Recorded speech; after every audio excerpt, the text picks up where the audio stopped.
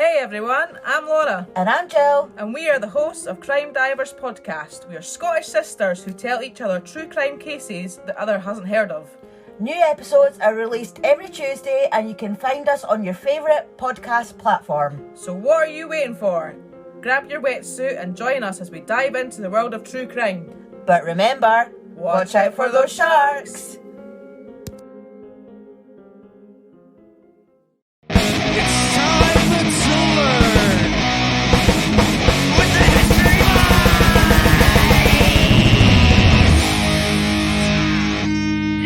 Everybody, you are listening to the History Boys. I am, as always, Christopher Whedon, and gang, I'm a history boy. Nice. Hey, cool. Heather Armitrud here, longtime History Boy listener, coming at you live. I couldn't be more excited about continuing our way into episode 2, Attack of the Clones. Oh yeah, it's when they clone a bunch of Doc Holidays and to make they fight the Trade Federation. Yeah, that's right. That's right. A robot army. Yeah.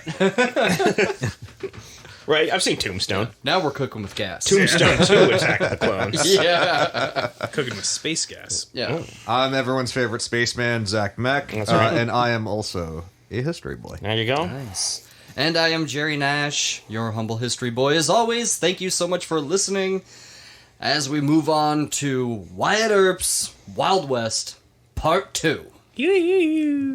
Wow, wow, wow.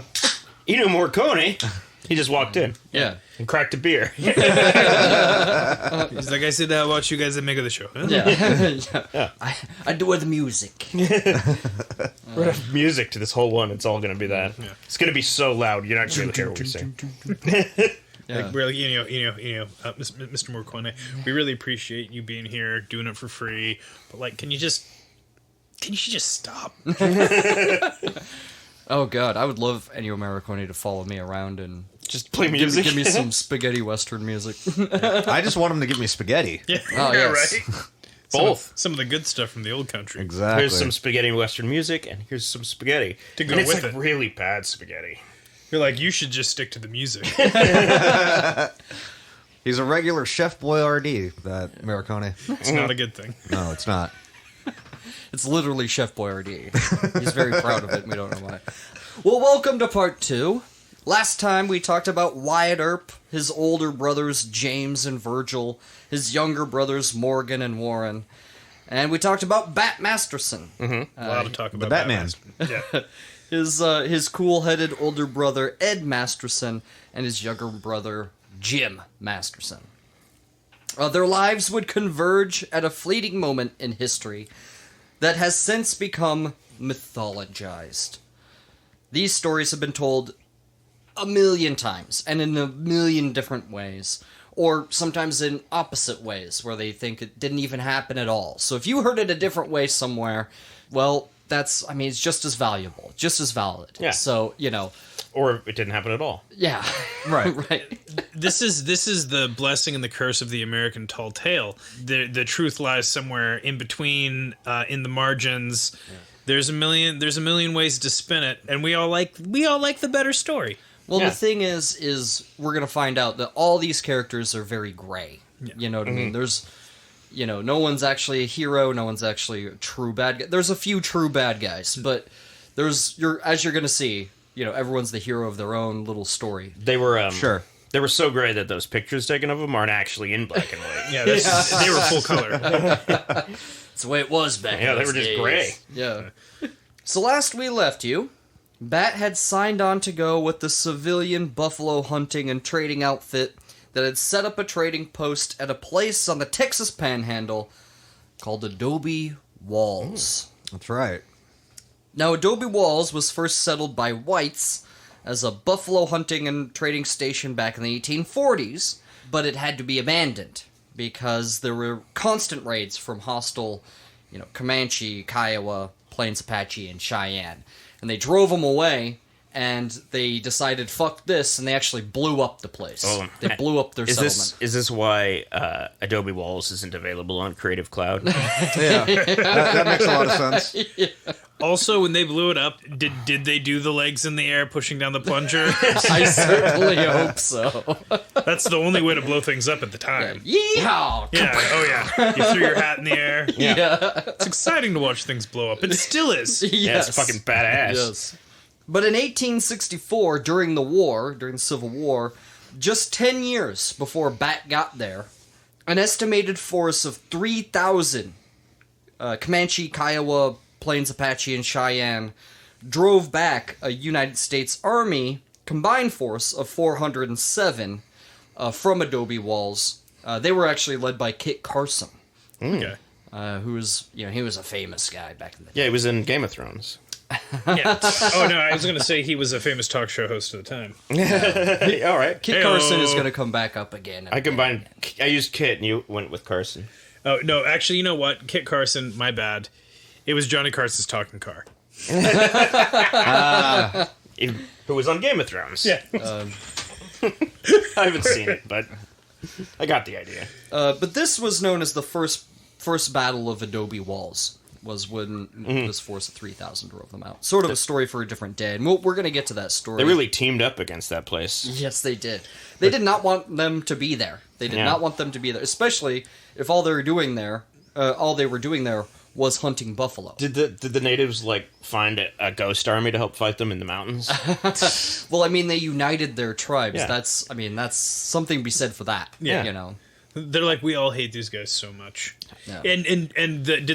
So since it was Adobe Walls, was it built by the white people or was it? Yes. Okay, so they didn't It was called Adobe Walls because of the first establishment. Yeah. And then there were ruins that were of these walls that people sort of built around, right? bit of a Tatooine situation. Sort of, yeah. And that's when Iron Maiden wrote "Run to the Hills." Mm-hmm. Yeah, I think that was about Wounded Knee, though, if I'm not mistaken. I think you're right. Anyway. Well, now for Zach, it's about wounded pride. Looking at pictures of Adobe true. Walls, it looks exactly like what you'd expect. Yeah. A shithole? It's Walls a ruined, of Adobe. Yeah, and it's some ruined walls. Sort of the backdrop is there's some tall sort of hills behind it, and then it's kind of flat around there. There's an old-timey picture right here where it looks like... Yeah. Oh, look at that. Yeah, you can kind of see. Still looks like it sucked. But in 1874, a small settlement with a few small structures was starting to form where the original post was. Business, although it was booming, was done so with one eye on the horizon, looking for hostile natives. Because even when they set this up, this is sort of like the height, the biggest the buffalo trade would ever get. I got one eye on the horizon, one eye on Rob Thomas.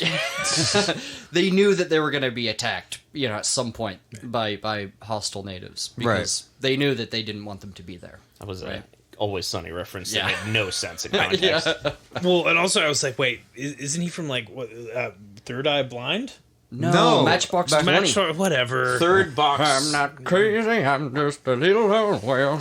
Okay. I know this. It's all about the Santana song. Yeah, Danny likes That's that the one that song. he's Rob got. Thomas. Yeah, that's okay. That's the one It's he's just like the ocean. I'm more into his dad and his hard work in creating the I like Wendy's brand. Santana. Dave Thomas. I don't like that song, but it's because of Dave Thomas. Dave Thomas? Dave. Yeah, Dave, No, I don't like... Yeah. I hate Yes. Wendy's. No, the other Dave Thomas. The Canadian one. Oh, not the Wendy's Dave Thomas. No, Dave Thomas held me down and had me listen to that song over and over and over and over and over, and that's why I don't like it. Dave Thomas. I didn't accidentally say Dave Thomas when I meant Rob Thomas. They're like the guy from the Wendy's commercials until he died, which they need to bring him back and see. The Canadian one. How He many was the times I got to tell founder you? of Wendy's. The guy the guy from The guy from SCTV. SCTV, yeah. Okay, That well, guy. he didn't Yeah. make Wendy's. No. Should have. He was on Grace Under Fire. Everyone says he's Yeah, oh, nice yeah. because he's Canadian, but he wasn't nice when he was forcing me to listen to Matchbox 20. that Smooth song Yeah. in that dungeon under his home. With You know- Carlos Santana featuring Rob Thomas. Yeah. Yes. That song was about JB Smoove. Yeah, I wish. Anyway, Talking about his big Anyway. old Johnson. Now, something that's important to know, later in a future episode, where we're going to come back to this area, we're going to come back to this fight, The new war leader of the Comanche was Kawana Parker, and he led a force of anywhere from 250 to 1,000 braves to lay siege against Adobe Walls yet again. Well, this siege of Adobe Walls, it started in June of 1874. It would last 5 days in total, and this is a small settlement, and like the people during this time, they're like running out of food and stuff. Oof. So it is becoming desperate because there's only 28 dudes with guns, and granted, they're all like kind of hard-ass motherfuckers that know how to handle themselves. Yeah. But 28 against 250 or 1,000, somewhere in there, those odds are kind of nuts, right? Like King Leonidas. The lower end of that, the 250, is still outnumbered. Is still, yeah. Mm-hmm. But the thing is they hid behind those adobe walls, right? And like the arrows and stuff would bounce right off of it, you know?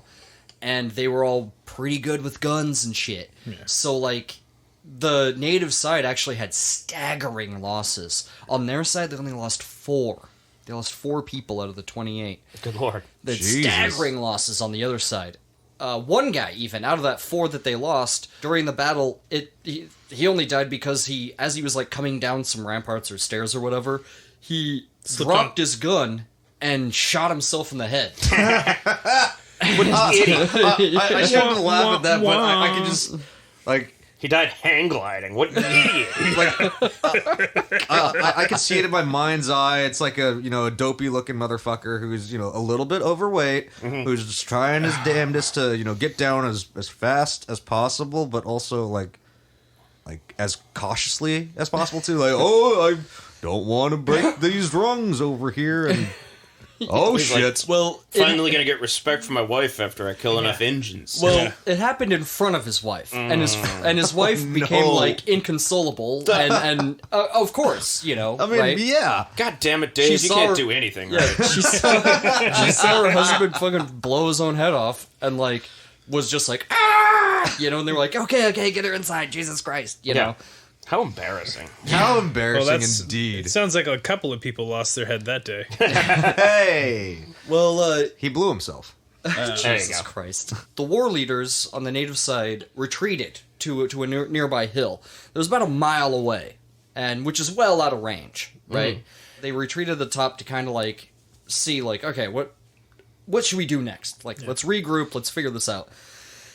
And it was around that time when old Billy Dixon, who was a experienced buffalo hunter, aimed his Sharps rifle at one of the war leaders up on the hill, and he fired this Sharps rifle. A staggering, people claim this is true, and it is in the history books, but he shot a staggering 1,538 yards and hit one of the war leaders that was on the horse and knocked him off his horse. That's like 4,000 feet. It's almost a mile. I'm looking at photos of a Sharps rifle right now, and holy fuck. And so, the sight that's on that Sharps rifle that you can kind of measure up, it's like the gun in Quigley Down Under, with that like sight he has. I think it is a Sharps rifle that he has in that movie.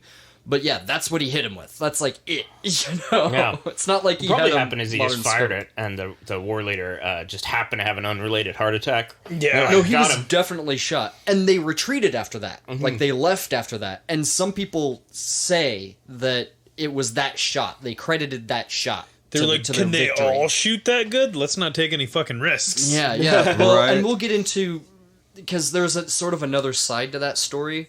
We're gonna get into that as well.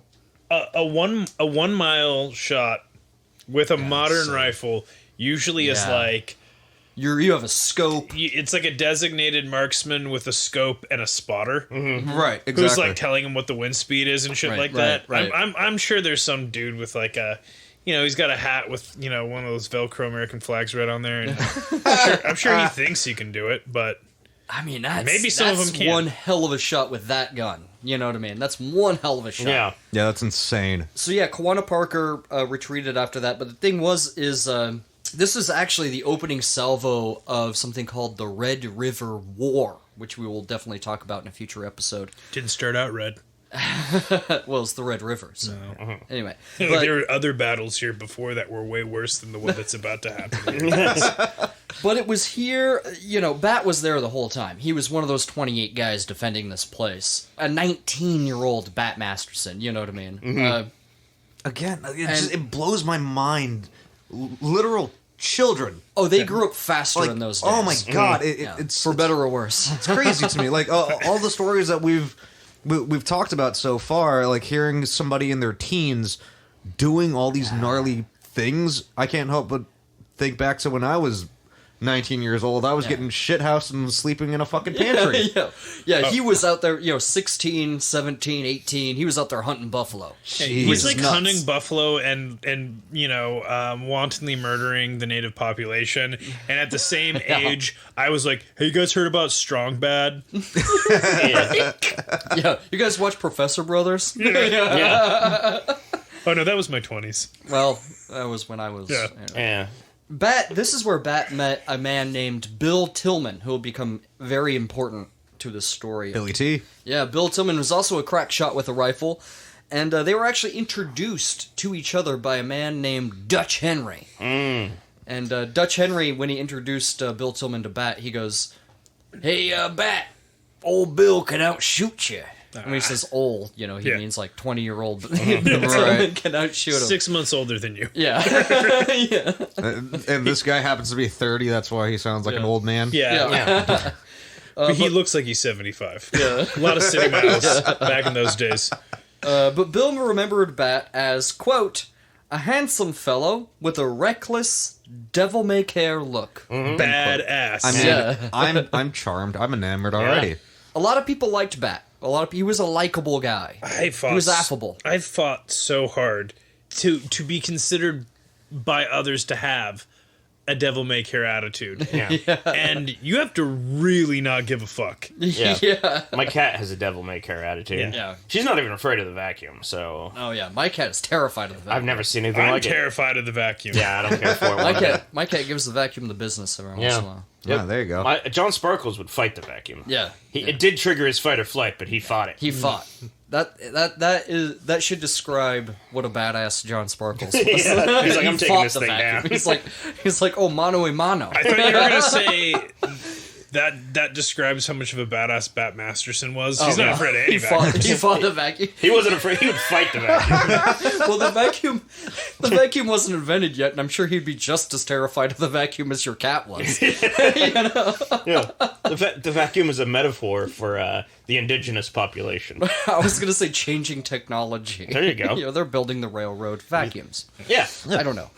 He was afraid of the railroad as well. Yeah. But he would fight it. He would fight a train coming at him. Yeah. Oh, like Final Can't Fantasy bleed, VI. it can't die.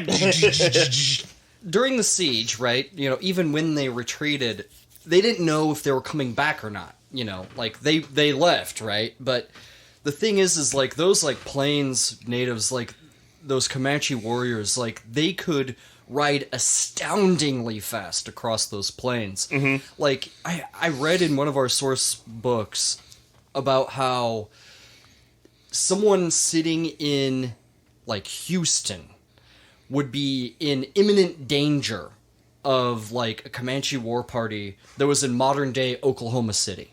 Jesus Christ, They could seriously? ride that fast, and they would be on top of you that fast, and then out of there just as quickly. Those planes they're effectively a step, too. Yeah, It's yeah. sort of like the... like step riders, yeah. Yeah. And yeah, they wouldn't even get horses until, 1600s, and it changed their whole way of life. We're gonna give credit to the horses too, right? They're doing a lot of the literal legwork. they're doing Right. Yeah, you got Seabiscuit, you got Seabiscuit 2. Seabiscuit Man of 3. What was that? Hidalgo. Hidalgo. Yeah, that- Actually, not a bad movie. Yeah. Well, yeah, Viggo Mortensen's a charming guy. I He is thought it was charming. your idea. The horse is like, pfft. They're Yeah, friends. they really gave the horse personality in the movie. A lot like in War Horse. Yeah. I never saw Also that a one. pretty good movie. Anyway, but they were running out of food, right? So they had to send a group to Dodge. That was the nearest place. And it's like, 200 miles away or something like that. And they're like, we got to send you guys to send us some sort of relief force. So, like, Billy Dixon signed up, and so did Bat, 19-year-old Bat. And he actually took that buffalo gun from the widow of the guy that blew his own head off. Like, he took his gun. This was a buffalo rifle? Yeah. So it's a Sharps rifle. It can be long, right? Like, pretty big? It's a Sharps rifle. My grandpa left me a big old, like, 1800s buffalo rifle. Badass. I wonder if it's a Sharps rifle. Yeah. It's a little, it's, like, later in the 1800s than this time period, but it's... Yeah. Why haven't we shot that ever? I don't know if it can shoot. It's got the hexagonal, like, barrel. I Rifling? talked to a guy who knew a lot about guns, and I was describing it to him, and he was like, he knew the exact gun I was talking about. I know nothing about guns, except shooting them's badass. Yeah, we need to set up a date to go and shoot. I don't this know if it old-timey can gun. shoot. It's pretty old. Not with that attitude. Shooting a gun is a great way to establish your masculinity. Yeah. Yeah. You know who would know if it fires or not? Blake. It'd be Blake. Yeah. It'd be fun to go shoot with Blake. They had to ship it up It from is fun to Arizona, shoot and there with was all Blake. kinds of I've laws. shot with Blake.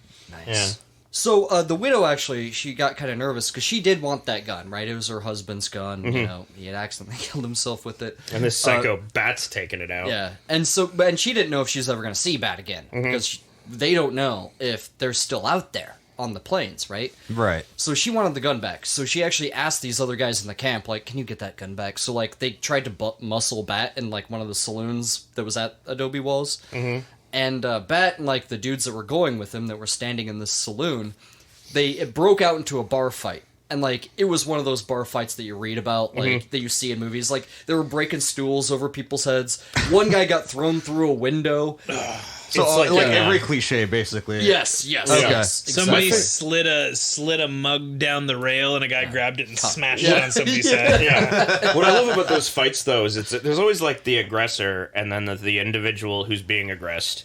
And then for some reason, all the extras are also now fighting each other. Yes, they're like, Right. I'm getting it. He was like, you know what, I got issues with these people, and now's the time to take them out.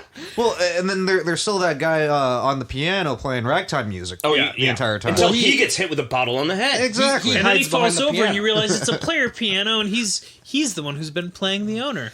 Well, honestly, so there's drama that happens with pianos in this time, and I'll get into that. Oh, wow. Yeah, there Piano is. drama? Yeah, there's piano I'm drama. all about this piano drama. Okay, so anyway, so they get into this fight, and like one guy, he hears the commotion, and he comes in that saloon, and he has both of his revolvers out, ready to like shoot, right? Yosemite Sam style. Yeah. Yeah. And the second he goes into this, the second he goes into this saloon, all of a sudden he feels the barrel of that buffalo gun like right against his head. Jesus Christ. And it's Bat holding it, and he goes, "What do you want in here?"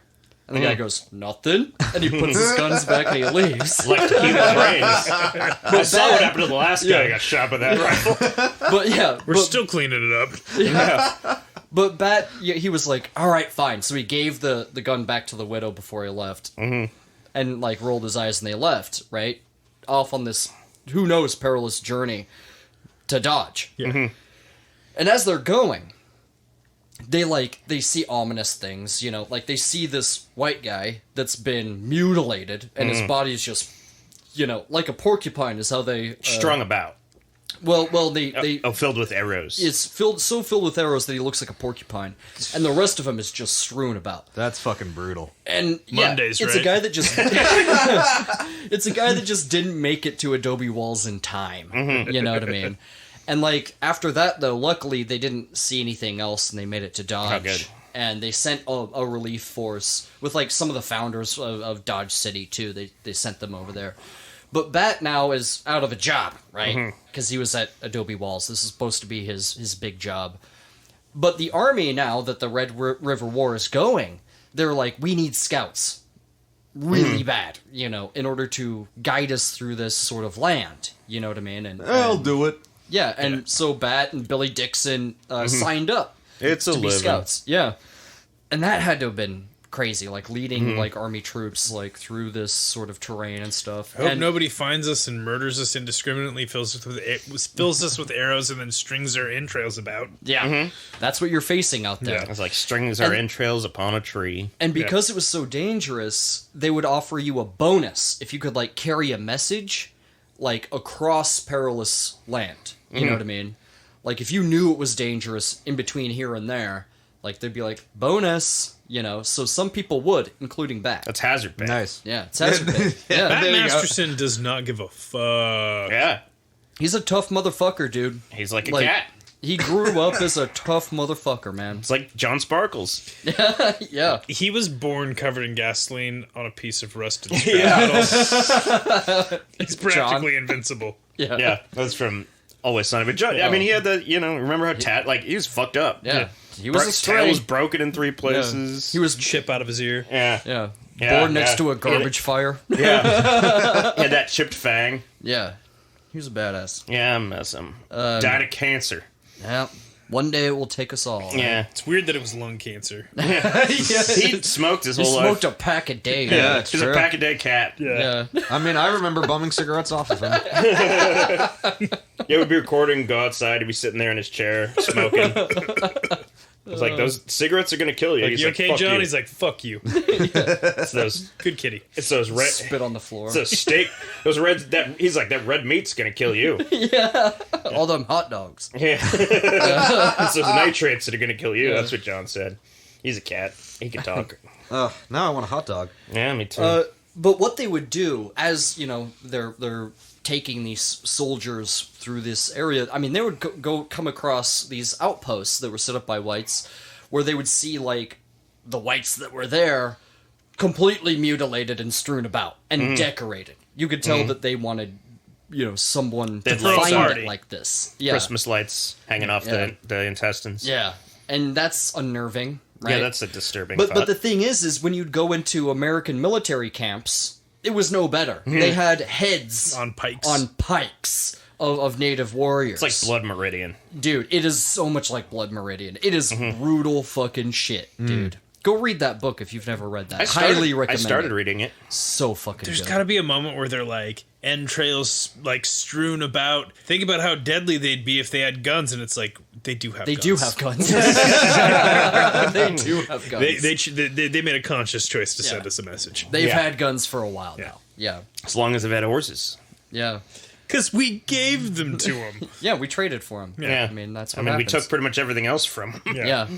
Being a scout is also incredibly dangerous because like you have to know the land so well in this like dry and searing fucking desert. This is the height of summer, right? This is in between June and September that they're doing this in the Texas fucking panhandle. I'm already uncomfortable. Just Pass. So like you have to know where the water holes are, you know, because there's few and far between water holes, or you will just fucking, you know, you'll die of thirst out there. Somebody poisoned some of them. I got a snake in my boot. Yeah, I too have a snake in my boot. Ah, yes, Woodrow. Yeah. Woodrow Wilson. Woodrow, the action figure. Bat would eventually return to Adobe walls, you know, sort of triumphantly, like, we made it, kind of a thing. I poisoned so many water holes out there. He's like, they're all poisoned now. And it's like, well, All the holes are poisoned. well, what about if we need to go back? And he's like, you shouldn't. There's That a lot was- of poison out there. That was an oversight on my part. Yeah, courtesy of Bat Masterson. Yeah, I was not being very forward-thinking when I did that. Any land that was fit for growing on, I salted. I don't even know why I did it. The good news is I have poison left, and if we take a little bit at a time, we can get immune to it. Then we can drink as much poison as we want. I don't even know if that's true. Yeah. If it's iocane powder, you can. Well, during this Based on war... that movie. Yeah. Which one? Princess Bride. Princess Oh, Bride. yeah. During this war, the U.S. Army used the Gatling gun and the mortars, the so-called, by the natives, gun that fires twice. They used it to great effect, meaning they slaughtered a bunch of them until they surrendered. Billy Dixon actually took part in the harrowing Buffalo Wallow fight, and anyone that survived that fight actually got the Congressional Medal of Honor. Including Billy Dixon. He got that, which is kind of nuts. Well, I mean, Hard to get the CMO. Again, that's a story for a different day. like That's an coming ego. later. Yeah. it's also not as important as the Great Buffalo Wild Wings War. That happened. That was brutal. It's a war I fight with my appetite every day. Goddamn right. Well, remember Buffalo Wallows from the Horatio Nelson Jackson. Yeah. Oh, yeah. Episode. How deep and disgusting those were. You know, how hard it is to get out of them. Yeah, I was gonna say it's one of the many places he got stuck. Yeah, it's muddy as fuck, you know. So you get it, right? That story was a lot less sad than this one. Oh, yes. They had a dog with goggles on it. They're the dog with goggles. Doggles, Doggles. Yeah. Do we say that in that episode? maybe. Probably. Probably. We'll go back and edit it in. We'll do Horatio Nelson Jackson special edition. Yeah. Or you can hear about it on a future episode of the Tyler Armentrout Project featuring Christopher Wheaton. Oh, I'm sorry. The History Boys presents Say the the whole Tyler thing. Armentrout Project featuring Christopher Wheaton, only available to our Patreon subscribers. So someday check that out. Yeah. A bit of a peek behind the curtain, if Yeah. you will. Exactly. First episode's already out. Yes. Now, in September of 1874, so only a few months have passed, the German family, that was their surname, German, and I think it's an Ellis Island thing. I think that they just didn't speak any English when they came here. And Were they they were German? like, and they were like, yes. Turns out they're Polish. And they just said, you're the German family. Yeah. Keep moving. What You know? They're from Croatia. No Yeah, fuck. right. Yeah, they just didn't give a fuck. They're like, what's your name? Where is sausage? We are hungry. German family, keep it moving. Yeah, German. They were very Japanese. They I don't know what they stamped it. did coming from that side. Yeah. Well, the German family was traveling. They were going west because a lot of new immigrants were traveling west to seek their life, you know, with new land, and they were gonna They were going make out it. west. Yeah. Going out Like west, Tom Waits. where they appreciated them, and they were going from Kansas to Colorado when they were attacked by a Cheyenne war party. Now, the mother, the father, one son, and a daughter were all brutally murdered and scalped in the initial attack.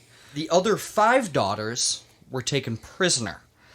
Now, one of the daughters was killed in front of her other sisters as she tried to run and help them. The They ugly one. shot her and boom, and they were like, "Whoa!" Did you say the ugly one? Yeah. Yeah. No, I mean, she God. wasn't a good. She didn't deserve to die because. Yeah, of that, no. But they were like, well, make them wives or, Well, Yeah. It was a bit of a Susan Boyle situation. Well, the thing was, Yeah. taking prisoner was definitely something that they did during wartime, right? They would take prisoners, and also it was also a way to make sure that you didn't become inbred in your group, right? yes. Within your tribe, Bring some within more your band. genes in. hope I don't get inbred. I guess I'm just going to rape these people now. Well, this is humanity. For 6,000 years, this is how it sort of operated. You know Yeah. what I mean?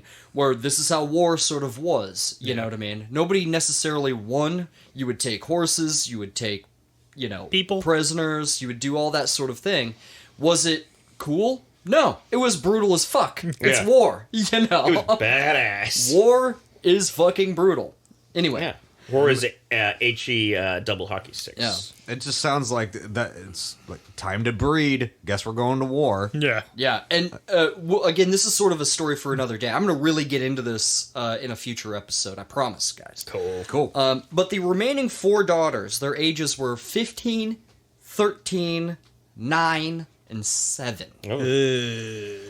Yeah, and Don't they were like it. yeah, and they were separated. The 2 younger ones went with one, and the 2 older ones went with another. But 2 of them went with Greybeard, and the other 2 went with Stonecalf. And Stonecalf's son was killed at the Second Battle of Adobe Walls, so he was looking for retribution.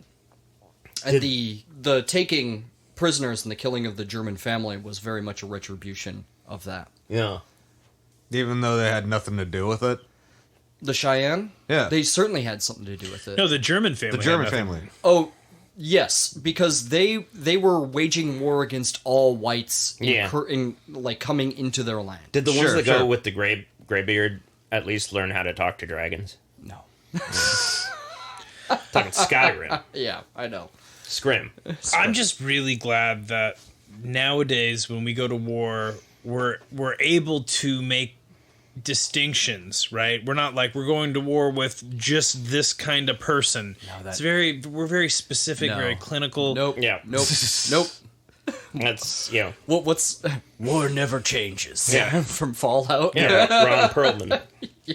Oh, when I saw Ron Perlman at Comic-Con, people kept asking about, video game, like behind the scenes, like making video games, like at Fallout, and he's like, I have no idea. I was like, I did one narration at the beginning of that. I have no idea what you're talking about. By the way, I like how salty he is about people still wanting another Hellboy with him in it. Mm-hmm. He's like, I guess people want a Hellboy with a 70-something-year-old Braun Perlman, but we owe it to the fans. He's a great Hellboy. He was literally like, I'll do it. He goes, I'm 71. I'll do it, but I won't be happy about it. But we owe it to the fans. It's like he's salty about it, but he's still gonna do it. He's like, come on, Guillermo, let's fucking get it done. Yeah. I saw every one of those in the theater. I put in my time. They're good. I like those movies. Yeah. So everyone was searching for these German girls now, right? And because you and me both, man. well, the thing was even the Cheyenne, they knew that they would come looking, right? And that was on purpose, right? They'd come looking, and it would be a thing, you know. Theatrics. Mm-hmm. Well, and it is retribution, you know. So pretty quickly, the U.S. Army found Greybeard's camp and raided it. Mm-hmm. And during that raid, they packed up and left. And they could pack up fast and leave. Mm-hmm. And they did, even while they were being attacked. And in the wake of that attack, they found a buffalo robe on the ground. And underneath the buffalo robe were the two shivering German sisters. The other two, they still didn't know about. And they were worried that if they crossed the border into Mexico, they'd never find them because they would just sell them. Yeah. You know? Right. And they could sell them to other bands anyway. Yeah. But the thing is in Mexico there were so many other opportunities at this time. But getting two back is still a win. It is. But How much does a girl go for? I mean, it's a fucked up question, but not nearly enough based off of the fact that they're human beings. In these days, they would straight up trade ammunition. They would trade whiskey. They would trade buffalo robes. They would trade it was a commodity trade. To Jesus them. Christ! So Yeah. They didn't trade money. They didn't care about money. Yeah, you know? right. Yeah. It was all Bitcoin. Yeah. How many bitcoins did a girl get? Yeah. Of 1/5 Yeah. of one Bitcoin. Yeah. Right. I don't know. I always feel like one Bitcoin is like $6 million. That's the reason why you need a new crypto for human trafficking. That's why Oh, I'm person sure that coin happens. is yeah. Oh, no. Dogecoin. Now, the other two German sisters were eventually found at Stone Calf's camp when he eventually surrendered in this war. Again, story for sort of a different day. But a lot of people do think that Bat was one of the rescuers during one of these things. There's not a lot of evidence for that. There's more evidence actually suggesting that he was a hired teamster that was headquartered in Dodge at the time. That didn't really stop Bat from telling everybody that he was a part of it. That's where the evidence is. Yeah. From Bat telling everyone. And you'll kind of understand why Bat talks so much about these days later. Later in life, he talked a lot about They were the glory days. Yeah. And he has a weird late in life sort of other lifetime that happens. Anyway, we'll get there. Yeah. Meanwhile, the Earp brothers were somewhat scattered, only for the time being, of course. Almost all of them had seen the inside of a jail cell on multiple occasions at one point or another. Morgan, he bounced around a lot. He went to Montana. He went to California. He met a woman in California. Montana, California, as they called it in that period of time. Yeah. He was in Arizona. Yeah. Virgil and his new wife, Elvira Allie, as they called her, Sullivan, Allie Sullivan. They could name him back then. Yeah. Was she also well endowed? Yes. They actually never married, but they stayed together for the rest of their lives. Common law. She was definitely a sex worker, a prostitute, a soiled dove, as they called them back in the day. But Virgil, at this time, he was in Council Bluffs, Iowa. He was actually a member of one of the biggest confidence men gangs in that area. Oh, here we go. And he went to a confidence men conference yeah. or a con man con. yeah, con man, con. Con. Yeah. He was a confidence man, a sure thing guy. Yeah. A bunko man. A bunko man. A soup strainer, or whatever I called him in that other episode. Yeah. He was actually false accused one time of arson, and while he was in jail, there was another guy that you know, sort of how jail is. You know, there's got to be a guy that, like, beats up somebody or something. So this guy was like throwing his weight around, and Virgil beat the fuck out of him. So like when that guy went to court, he was all beat up. But Virgil was eventually acquitted and whatnot, but they had all seen some time in jail. You know what I mean? Right. At one point or another. Again, these are all the people that we're going to meet are just shades of gray. Yeah. You know like what I the mean? Dutch Vanderlyn gang. Oh, yeah. Gotta have faith in Dutch. Goddamn. James and his wife and Wyatt were all in Wichita by this particular point that we're picking up. They're gonna with work Wyatt. the straw. Exactly. Wyatt had just become a marshal's deputy Cool. because he was recognized as a rough and tough guy who feared no one. It's like my cat in the vacuum Yeah, cleaner. exactly. Yeah. It's like Bat would fight the vacuum cleaner, but Wyatt. Yeah. He's gonna work with the vacuum. Yeah. Clean up this town. Yeah. Oh, there you go. Yeah. Yeah. Now the thing is remember how I said that like 16-year-old Sarah Haskell was sort of calling herself Mrs. Earp? Yeah. Right. This is sort of how they got around the law and stuff, you know. Plus, Earp's such a cool name. Yeah, and some Doesn't people sound silly at all. Earp sounds like you're about to like belch, and then just like a little bit of like burbly burp. Yeah. You know. You know when you drank too much and like you almost puke. Yeah. That's the sound. That's an Earp. Yeah. Yeah. not a dry heat, but like a. Oh, yeah. Yeah. Now I'm nauseous just thinking Trying about to pull it. back a wet heave. Yeah. That's what an Earp is. Yeah, you get the mouth sweats going on. Oh yeah. You fight valiantly. You're gonna feel better if you puke. Just do it. Yeah, you're always gonna Yeah. lose. Yeah. Go around the corner. Then Anyway, get back in the game. yeah. Yeah. Sarah Haskell, Sarah Earp. There was another woman, though, who also called herself Sarah Earp. Mm-hmm. But again, as they sort of bounced around and stuff, it wasn't uncommon for people to sort of change their first name Yeah. to Sounded something like kind of Wild Westy. yeah. You know? Sounds kind of like syrup. Yeah, yeah. Sarah Earp, syrup. Hey, syrup. Yeah, but who people call his third wife, because some people call Sarah Haskell his second wife, even though they weren't There's a lot of blurred necessarily- lines here. Yeah, even though they weren't really married, a lot of what people call his third wife was actually a woman named Maddie Blaylock, who was also a soiled dove, who probably knew Wyatt back in the Illinois days, and probably came to Wichita with Wyatt along with Sarah Haskell. And once Sarah Haskell was out of the picture, Maddie Blaylock was in there, and she probably called herself Sarah at some point or another as well. Some people even called her Sadie at some points, along with a lot of other soiled doves that would call themselves Used Sadie. to be Sadie my was homeboy's lady. well, it was looked at as sort of like a West name. Sadie was at this time. Big time. Like Sadie from Red Dead Redemption. Exactly. Yeah. So it wasn't uncommon. Anyway, he was with Maddie Blaylock by this point. Sarah's out. Maddie's in. Yeah. Maddie's also the new Sarah. Try to keep up. Yeah, I know, right? Yeah. Honestly, you could just call them all Sarah and not even bother. It's like I It's don't like have Molly, time to We're remember gonna a go new by name. the Irish housekeeper rules of the day. Yeah. They're all the same. It's just the new one. Molly or whatever. The Yeah, fuck. they're all. You're Irish all Molly. housekeepers are named Molly. Wives of Wyatt Earp are Sarah. Yeah.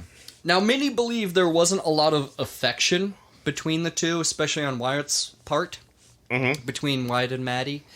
Maddie still operated as a sex worker and probably used her own place as sort of a de facto brothel. She works hard for the money. Yeah, and Wyatt didn't really come around a lot, but she came with him, to a lot of these places. And sometimes she came without him.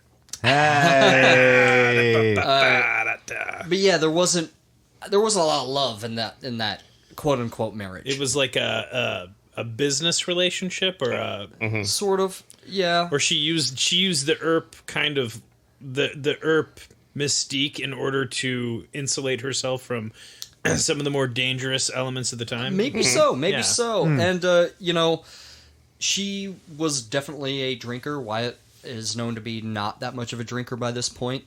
Not after the one time. Yeah. She was also becoming a laudanum addict as well. Oh shit. I don't know what it is about it, but I just can't stop drinking it. Yeah, it makes me feel so good. Yeah. Turns all my bad thoughts into happy ones. You don't want any part of this. Yeah. My tennis elbow's gone. Yeah. Now, Wichita, a lot like these cattle towns at the time, they needed some muscle during cattle season, which was during the summertime. And each season was getting bigger and bigger and bigger, you know, just topping the record, you know. So with each season, you know, there were more saloons and dance halls and, you know, gambling tables and things like this that would pop up, and they would operate at capacity. You know, all of them would during cattle season. Yeah. You Makes know? sense. And if shit got out of hand, because, like, these guys would be hanging out at these places from, like, 4 p.m. to 5 a.m. If they got out of hand, They would. when they get When they got out of hand. How often a night will they get out of hand? Almost I think it's yeah. more appropriate to ask, when were they in hand? Yeah. And, like, all these guys are armed, you know? And so, yeah, the town was sort of ready for Wyatt's brand of crowd control, which was buffalo the guy, you know, slap him upside the head with your gun before he could do anything else. Oh, Buffalo first, ask questions later. Yeah. Exactly. And you drag him into the calabus, which is what they called the jail cell back in the day. Why did they call it that? I don't know. Because, you know, calabus is that Greek... It's like, I know, I'm thinking of Caliban from The Tempest, but... Well, Perseus' story in Clash of the Titans, there was Calabus. Oh, I think that's made up for the... Is it made up? You're talking about the, like, the goat dude? Yeah, the goat man. Yeah. He gets disfigured. Even then, by I Zeus. thought... I was thinking Caliban from Tempest, but... I think about The Tempest a lot, gang. Yeah. All day, every day. It's kind of strange. I don't know why that's strange, but it's kind of strange. Yeah. That I think about The Tempest every day? Yes. Christopher, That's the extremely Tempest. strange. Think about a more minor Shakespeare work. It was his last one. Yeah. It's, Chris likes Shakespeare. He likes. I don't like Shakespeare. I like The Tempest. I was gonna. Okay, I don't care for Shakespeare. Just kidding. I want to see the new Macbeth. Me too. But yeah, someone had to be there to break it up, you know. When he was off duty, he would go and he would deal faro at the Long Branch Saloon. And that's where he made his real money. Yeah. Like, there's, you know, lawing to Wyatt was supplemental income. Yeah. You know, they gave him a stipend. You know, sometimes they would give him a bonus for everyone he brought in. Yeah. You know? Between all the, you know, the brothel owning and bootlegging and dealing faro, you got to get a little bit extra money out of, you know, being a lawman. Yeah. He is way ahead of the game on the gig economy. Yeah. True. That's all it was back in the day. Yeah. And you're going to see, like, as we meet more of these people, they're doing what Wyatt's doing. A lot of these guys are. Like, if they're not dedicated gamblers, they're every once in a while they'll pin on a badge and go and help. Professional gamblers are like, I imagine come on. it's like an Uber app It's a where it's con like, game, oh, too. somebody needs a, you know, lawman. I'll pick this one up. Yeah. You're forming a posse? Yeah. right, Yeah. yeah. There should be an app for that. It's just like, ting, there's an app foreman, or a posse foreman. I think it's season 3 of Westworld. They have an app for putting together like crime gangs. Oh, yeah.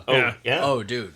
Aaron Paul's like, He's- science, motherfucker. I'm gonna be a part of this crime gang. Go rob a bank. Wyatt had both apps on his phone. Yeah. He's like, this law, you know, lawman app, that's like 30 miles away, but this one, that was right in town. That's I'll right take in that town. one. This lawman app, it's way at a distance, but this law breaking app is right next to me. So Yeah. It'd be funny if you get pinged for both of them. Yeah. And he's like, Which one my pays brother's on one side, and more? Yeah, the law one's paying better, so I'll arrest him. yeah. it's gonna be a real Batman Bruce Wayne thing, you know. Yeah. Batman doesn't break the law, but Bruce Wayne does.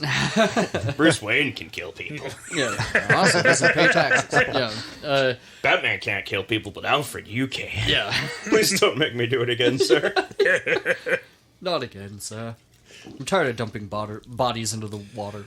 Bodies of prepubescent boys in red pajamas into the fucking Gotham River. Jesus. It's dark.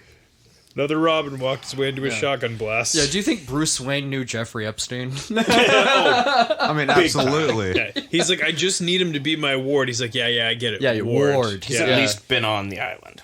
But Wyatt's career as a Wichita lawman came to an abrupt end, however.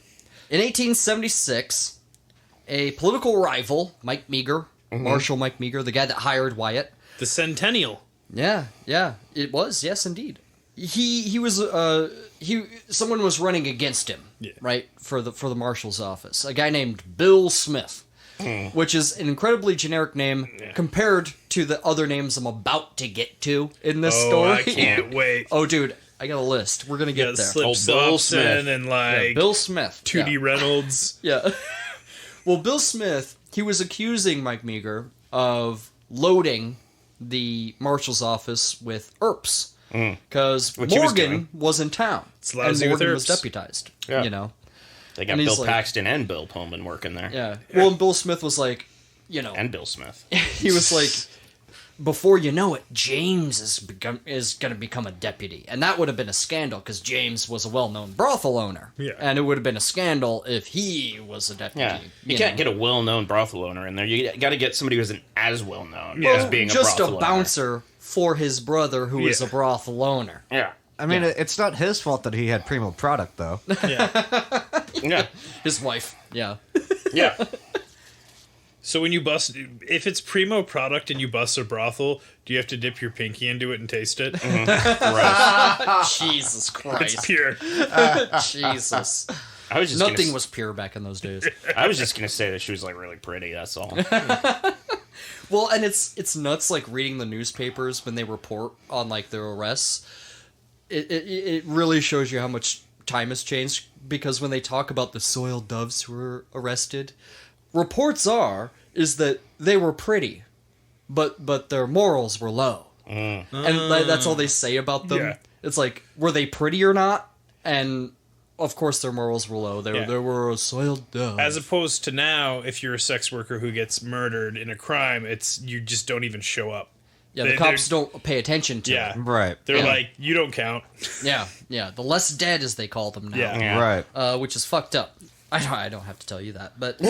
I mean, you know, they were really pretty for having cold sores. That's all I'm saying. Hey, they didn't have any cold sores in their face. Yeah, that's not the cold sores we're talking about. That's not the ones we're worried about. I call those French ticklers. Oh, God. Jesus Christ. So Wyatt was mad at Bill Smith for spreading these rumors, which they were sort of doing, though, you know. He's like, don't tell them I'm doing that. Yeah. So he went and found Bill Smith, and he beat the fuck out of him. Mm-hmm. Fuck that guy. The thing was Mike Meager won the election anyway, but the city council refused to hire Wyatt back. They're like, guys, we can't have a loose cannon on the fucking police force. We can't have that. We have some peace officer walking around beating people up because they slighted him. I am the law. Yeah. He's a loose cannon. He destroyed 3 squad cars and a local library. Ramirez won't even work with you anymore. Pounds on his desk with his loose tie. Yeah. So he had it in his badge, but not his gun. Well, you didn't have it. My kind of cop. Yeah, it's my gun. I brought it from home. So James and his wife, Nellie, or how they called her, Bessie Ketchum, they moved to Dodge City. They had enough of Wichita, and they opened up their own brothel, saloon, gambling table, dance hall type of thing. Over in Dodge. Yeah, fuck Kansas. We're all about Dodge now. Well, Dodge City's in Kansas. Ah, son of a bitch. Yeah.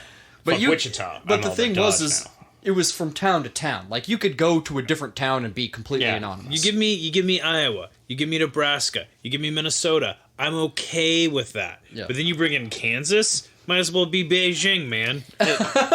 Okay. Yeah, these days you can't even hide in Europe. You got Interpol all over you. Yeah. Scotland Yard. Yeah. That's why Where my country gone? That's why I just gotta carry on my wayward son. Yeah. So Wyatt pulled up stakes and moved to Dodge. Now, some people say that he got a telegram from the Dodge City Marshal, who was a man named Marshal Lawrence Larry Degger. Larry Degger was like 300 pounds. He was a big boy. And some people believe that he was the inspiration for True Grit's Rooster Cogburn. Oh. Huh. Yeah. Okay. In that case, I like him already? Yeah. The thing is he was good at navigating and like delegating and things like that, but he didn't really do much lawing on his own. Well, that's funny because, like, at least in the Coen Brothers True Grit, it's little Hawkeye who's doing the delegating. Yeah. He's like, I need a man with true grit. Well, Is that what happens? I've seen it. Well, I think in the context of that story versus how they're portraying him, if it is sort of a part of Larry Degger's personality, he'd be later in his life. Yeah. Where he was an older man. Yeah, he was an old man. An old one-eyed turd. Yeah. Of a human Grizzled. being. Yeah. Found an old man at the bottom of a bottle. Fucking badass. I love True Grit. Yeah. Both I've never movies. seen the John Wayne one, but I have seen. I saw the other one, Coen Brothers one, in the theater. Yeah, I saw it in the Tyler. theater. Yeah, we I saw it in watched the together. theater, too. And whoever you're dating. At the time. I saw know it who with was, Tyler but I don't want Rowland. to say their name Yeah. on the podcast. Who I think is listening. Roland? Yeah. I think so. Now, many notorious men would eventually be on the Dodge City police force as either a sheriff's deputy or a marshal's deputy. More like Dodgy City. All kinds of dodgy people. Now, You got Dracula. Yeah. Now, when we talk about the sheriff's Herman office and the Munster. marshal's office and the Dodge City police force, it was hard for everyone to keep shit straight back in the day. So if it becomes sort of difficult to understand who's where, when, don't really worry about that. It's not really important because they would deputize each other's deputies whenever they needed to. Oh, yeah. Right? And sometimes this guy was the sheriff, sometimes this guy was the marshal, and they were deputized by each other all the time. Doesn't really matter. I'm just throwing that out there. If everyone's a deputy, then no one's a deputy. And they tried that in Dodge City. Isn't it just like horror movie rules if like, or like the Santa Claus? Yeah. Where like if Put on a suit, and you're the big guy. like you pick up a bloody badge after like some gunfight and they're like, you're the sheriff now. Yeah, it's true. That's actually what happened to Degger. He was actually quite skinny, and then he murdered the other fat sheriff, and then he starts like, Well, to be getting fair, big. the rest of the marshals before Degger had all been killed. You know. By Degger. Yeah, well, Degger wanted to avoid the same fate his predecessors Oh, I had. would. Yeah. He's like, nah, I'm fine with going out like that. Yeah. They probably wanted to avoid that fate too. Yeah. In the sheriff's office, there was Charlie Bassett, who was the first sheriff of Ford County, which had Dodge City. And the first sheriff to be a hound. Yeah. He's no hound dog. Yeah. Which I think is in Tombstone. A dog being the mayor? No, I think somebody says. I think somebody says that verbatim. in You're an old Tombstone. hound I'm dog. an old hound Yeah, dog. maybe. I haven't even begun to. What is it? Oh, fuck. Something like that. I haven't even begun to desecrate myself. Yeah. Every line Val Kilmer has in that is great. So Charlie Bassett, he was actually appointed sheriff the day that there was this debacle that happened, basically. There was a guy that got in an argument with a soldier at a Dodge City saloon, and the soldier was killed. And there was other soldiers there, and they were all pissed off, and they went back to Fort Dodge, and they came back with like a bunch of dudes, and they were ready to like open fire and stuff, and they talked him down, and they left. But that's when they were like, hey, we need a sheriff, guys. And they had Charlie Bassett come in. It's a little bit more complicated than that, but yeah, on that day, they got Charlie Bassett as their sheriff. Yeah. Yeah, law doesn't happen in a vacuum. You gotta have you have to have the sheriff.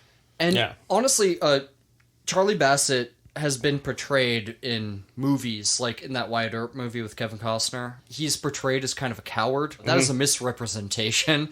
Charlie Bassett was far from a coward. He's a very brave man.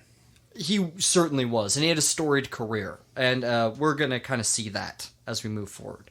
But there would eventually be, Wyatt among the deputies. There would be Bill Tillman. Mm-hmm. Billy Sills. Yeah, there would be other guys named Frank McLean, Neil Brown. Not to be confused with Neil Breen. Yeah. I don't know who that is, but I was thinking Neil Brennan. Chappelle Show. Yeah, famous comedian. There'd be a guy named Prairie Dog Dave Morrow. It was because he always had a turd partially coming out of his butt. He got it from his ears. I guess his ears stuck out. He had Prairie Dog. Turds coming out of his ears. He was so full of shit, he had shit coming out of his ears. Yeah. So they called him Prairie Dog. Yeah. A prairie dog in it.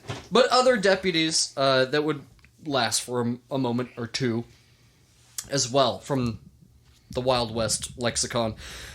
And of course, there was Bat Masterson, Ed Masterson, and Jim Masterson would all be on the police force. Danny Masterson. Yeah. Yeah. And his crimes. He's facing some serious allegations. Throw the book at him. Yeah, fuck him. But I'm getting ahead of myself here. Now, Dodge City had that nickname, Queen of the Cowtowns. Cool. After the Buffalo City days, when it was famous for being at the apex of the buffalo trade. Once that fell off and the buffalo were pretty much gone, it became Queen of the Cattle Towns. Yeah. Now, cattle that would come through Dodge City would number in the hundreds of thousands by the end of the season. You know what I mean? Mm-hmm. And along with that came drovers and cow punchers and bull whackers and bunco men and confidence men and gamblers and soiled doves and dance hall girls and, of course, the most notorious men of the Wild West. The Greeblers. The Greeblers. The Greeblers, the schemers, the zip-zoppers, all sorts of, unsavory types. Yeah. Now, if you were killed in Dodge City, and many people were, if you didn't have any next of kin or money or anything like that, you were unidentifiable, they didn't know who you were, they'd bury you in their unofficial cemetery, which they called Boot Hill. Yeah. Now, many Wild West towns had a cemetery called Boot Hill. Skagway had one. Tombstone had one. A bunch of places had Boot Hill Cemetery, right? They were giving you the boot. Well, you died with your boots on, right? Oh. Right? Okay. And dying with your boots on means sort of dying violently, right? You're like, if you're going to shoot me in the head, can I have a moment to just take these off? Yeah. I gotta put my boots on. I gotta take off my boots. Yeah. Let me get comfy. Let me die in the house that I was born in. I'd like to die the way I make love, with my socks on and my boots off. With my socks on, at least. Yeah. Now, the first resident of Boot Hill was a man named Blackjack Reynolds. He was named Blackjack Reynolds because he was African American. Oh, he was black. It's on the nose. And he was shot in the streets in broad daylight of Dodge City for no reason at all. Was it from a cop? No, it wasn't. It was not from a cop. I think there was a reason. There was a racist guy that shot a black guy, and that's what it was. The reason was racist. And the man that shot him's name was White Jack Reynolds. And he was sick of getting mixed up. No, there's a whole story there, but I'm not going to get They're like, oh, you're Jack Reynolds? I heard that, you're a really cool guy. And he's like, that's the other Jack Reynolds. I'm getting really frustrated with this. I've spent my whole life cultivating the image of being a ne'er-do-well, and I'm sick of this guy going around doing good deeds. Well, and something that has sort of been whitewashed from our media, every time there's a Western, there's almost no African Americans in Westerns, which is a complete misnomer. Yeah. There were so many cowboys and people that drove this cattle that were African American, that were black. So you would say that Blazing Saddles is, a good... The most historically accurate I would not say so, no. But in a certain way, yes. Well, what you're saying makes a ton of sense, because the kind of... The places that are the farthest from, like, the quote-unquote civilized world are where the people who know that they can make a future for themselves in the fringes would go. So, like, freed slaves or Native Americans that that were somewhere in between. You're right. You're absolutely correct. That absolutely happened all the time. Yeah, all the time. There would be a guy at a trading post that worked it with his wife, who was like half Cherokee, or half Cheyenne or something. They didn't want to play by society's rules. Well, just on the fringes. A lot like Wyatt and a lot like all these guys we're going to meet. These guys were on the fringe of society. You know what I mean? And when we think of the fringe of society now, like, oh my God. So hanging out with these dudes was, that was a dangerous situation that you could be in, Dangerously fun. There was one confirmed woman that was buried on Dodge City's Boot Hill. Her name was Alice Chambers, a.k.a. Squirrel Tooth Alice. She got that name not because of her teeth, but because she liked squirrels. Okay.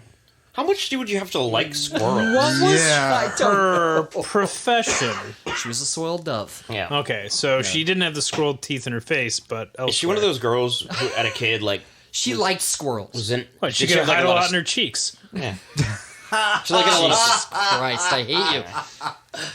You know those girls, like, have, like, one animal that... my wife was like this, where they had one animal when they were a kid they really liked, and they got all these stuffed animals of it and all this fucking shit. My mom was really into swans. Okay. Swans were her thing. Penguins are Danny's thing. Yeah. My wife's, yeah. Does Eva have an animal? Unicorns or dachshunds. Yeah. Susie has cats. Yeah. No surprise there. I think Danny's sister Easy is... peasy. Yeah. I don't know. Anyway. What about Liz? What's Liz's? I mean, obviously Mac. Yeah. Okay. Like she calls Mac her familiar. Yeah. Oh yeah, spaghetti is my familiar. There you go. Make no mistake. John Sparkles is mine. But I mean, spaghetti's my familiar too, but I'm talking more about the past. Boot Hill, any Boot Hill, is known for their funny epitaphs, right? Here's a couple from Dodge City. I believe they're from Dodge City. I could be wrong about this. It's kind of nebulous. Yeah.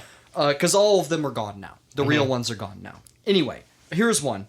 Quote, "A buffalo hunter named McGill amused himself by shooting into every house he passed. He won't pass this way again." End quote. Yeah. It's like literally the line outside of some kind of like old West ride at Disneyland, where they have like the joke stones. Yeah. It's like got lead poisoning. That was another one. That's literally from Boot Hill. Oh my God. He ate a lead salad. Lead poisoning. Yeah. Here's another one. Quote, "Shoot 'em up, Jake. Run for sheriff in 1872. Run for sheriff in 1876. Buried 1876. Tells a little story there. Right. Now, Dodge City's main street was called Front Street. That's where it was the main drag. Because it was in the front. Yeah, there was something that bisected Front Street, and that was the railroad. And that railroad served as the deadline, is what they called it, between North Front Street and South Front Street. Now, north of the deadline was called the deadline because any part north of that, you couldn't have guns. You couldn't have guns north of the deadline. Oh, that sounds safe. It was an early form of gun control, actually. But you couldn't have guns. Anti-American is what it is. Yeah. Shall not be infringed. Socialist. Not so in the Old West, you fucking idiots. I don't like this Bavarian style gun control. Yeah. Well, Hitler, I don't know. I was just thinking like European. Yeah. It's what they knew at the time. They can't all be gold, guys. Yeah. Well, I thought it was... Even in the Wild confusing West, and they tried to institute some form of gun control. They did, because gun violence was so high. There were 18 murders in Dodge City one year, which is staggering for a place that only has a population of 1,200 people. So there you go. So they had some form of gun control. And they called it the deadline because if you carried guns across the deadline, they'd shoot you, and you'd be done. You'd be dead. Wait. They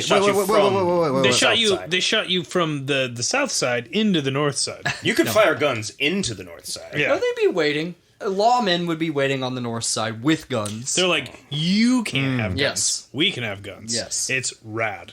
Yeah. So north of the deadline, they would have... That was where the respectable element in town was. The guys that are just trying to run, like, general stores and shit and try to, like, make a honest living for them and their family. Your fancy pants. Yeah, you got bankers, regular doves, the rest. Regular doves. doves. Yeah. But south of the deadline was the anything goes area. Hell And that's yeah. where your dance halls were. That's where your saloons were. You got Billy Joel down there Yeah. singing songs about Your the difference. gambling dens, all that kind of Yeah. shit. They had all that in the South. Before Dodge was incorporated, they didn't have any law enforcement to speak of at all. They would have a vigilance committee, which is basically like all the business owners are deputies. So if everyone's a deputy, no one's a deputy, right? Like, they tried that. Yeah. But it turns out that if you give everyone a gun and carte blanche, that People are just... people are just gonna shoot each other. So, Right. like, there was this one point where, like, this saloon owner chased a guy out of the saloon. We're not sure why.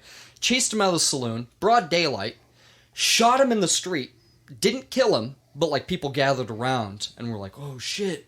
And the guy's, like, writhing around in the dust. And the dude, as he's staring him down, pointing his gun at him, goes, "Guess I better shoot him again, ain't I, boys?" And just finished him off, right? might As as if well. he's like a dog or something. Jesus. You know what I mean? Whew. And they were like, okay, we can't have that anymore. Yeah. So they hired like a town, like private security. You know what I mean? What they got was Billy Brooks, who they all called Bully Brooks. Yeah. Oh. And he was their town's private security sort of thing. He was it, you know. Picking on folks. Yeah. I assumed it was because any day he was around, it was a bully day. It would be in vogue, you know. Yeah.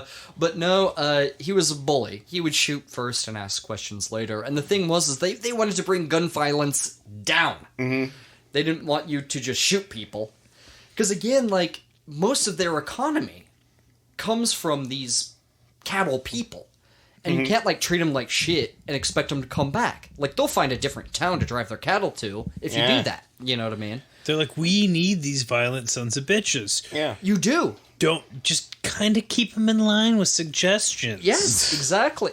That is exactly what they were doing. We can't shoot these people. We can't just shoot them. You know, we have to have them come back. You know, this is our town's our economy. It depends on this. Have you considered reason with them? Yeah, right. Blackout drunk, firing guns in the air. Yeah, that's sort of how Ed would approach this situation as well. He would be like, let's not buffalo him right off the bat. Let's try to at least take their guns and They weren't see if even can be partying reasonable. yet, and you hit them in the head. Yeah. They're trying to sell their cattle. Yeah. They're like, I would like to sell my cattle first, and then I'll get a drink. And they're like, oh, bam. Yeah. But yeah, they would say, like, well, you can turn your guns into the marshal's office, and when you leave the North End, you can take them from the marshal's office. Or if we find that you're getting out of control in the South End, we will tell you to give your gun to the bartender. You can take your gun from the bartender later when you're more sober, right? And then if things get out of control, the bartender can be like, who wants free shots? Or they would just give them back, Yeah. you know. Because the dude is being violent and he's with his friends and stuff. You know, if I was the bartender, I don't know. It went a lot of different ways. Please don't shoot up my establishment. Yeah. But yeah, Bully Brooks was a psychopath in his own right. He would just shoot first and ask questions later. And they didn't really like him. He was eventually run out of town by two buffalo hunters. On that a wanted rail? to- No, not on a rail. Damn it. What happened is they got in a gunfight. And Bully Brooks hid behind a barrel. And they shot the barrel, and they thought, well, because like the water was pouring out, they thought maybe the bullet went all the way through the barrel and hit him. And then they just ran away as fast as they could because they didn't want to stand for any charges of He murder. goes, right? you got me. I'm bleeding so much, guys. You can leave now. I'm dying back here. I've always had clear colored blood. Yeah. Well, and Bully Brooks, he was sitting behind it. He thought he was wet from blood, but it was just water. Yeah, he thought he had clear blood, too. And he... Well, it was also piss. Yeah. I just think it's sort of a Looney Tunes sort of thing to, like, hide behind a barrel. Right. They get No, shot, absolutely. and he's okay. But he ended up just sort of running away. And turns out that the next town he went to, he got into a scuffle, and he was eventually hung by the citizenry there. Cool. You know, so that's the fate of Bully Brooks. The city of Dodge did not want another Bully Brooks, and they did not want another vigilance committee. They needed someone else who could ride that line, that balance between keeping the cowboys coming, because we do need their money, but also not making sure that they'd just find another town. Who out there is a man who rides that line perfectly? Wyatt Earp. Yeah, hell yeah. And Bat Masterson. Yeah. I don't know what that haha was. Yeah, you know, those... It seemed like a Western thing. But ultimately, it was up to time. Charlie Bassett and Larry Degger to sort of figure all this out, and they did do a good job of writing that line. But again, I'm a little ahead of myself. In the 1875 to 1876 Buffalo season, Bat returned to buffaloing. Okay, and there wasn't much left. Yeah, he actually didn't shoot a lot of buffalo during this season. He took out a few people to teach them how to hunt buffalo. It wasn't super successful. He murdered a few people. No, he was going to teach them, but there wasn't a lot of buffalo. Let me teach you how to buffalo out where there's no one who will see what'll happen. I got a beast to feed. Yeah. It's the implication. It's like Dexter. Yeah. Oh, yeah. There's that too. Yeah. Always Sunny.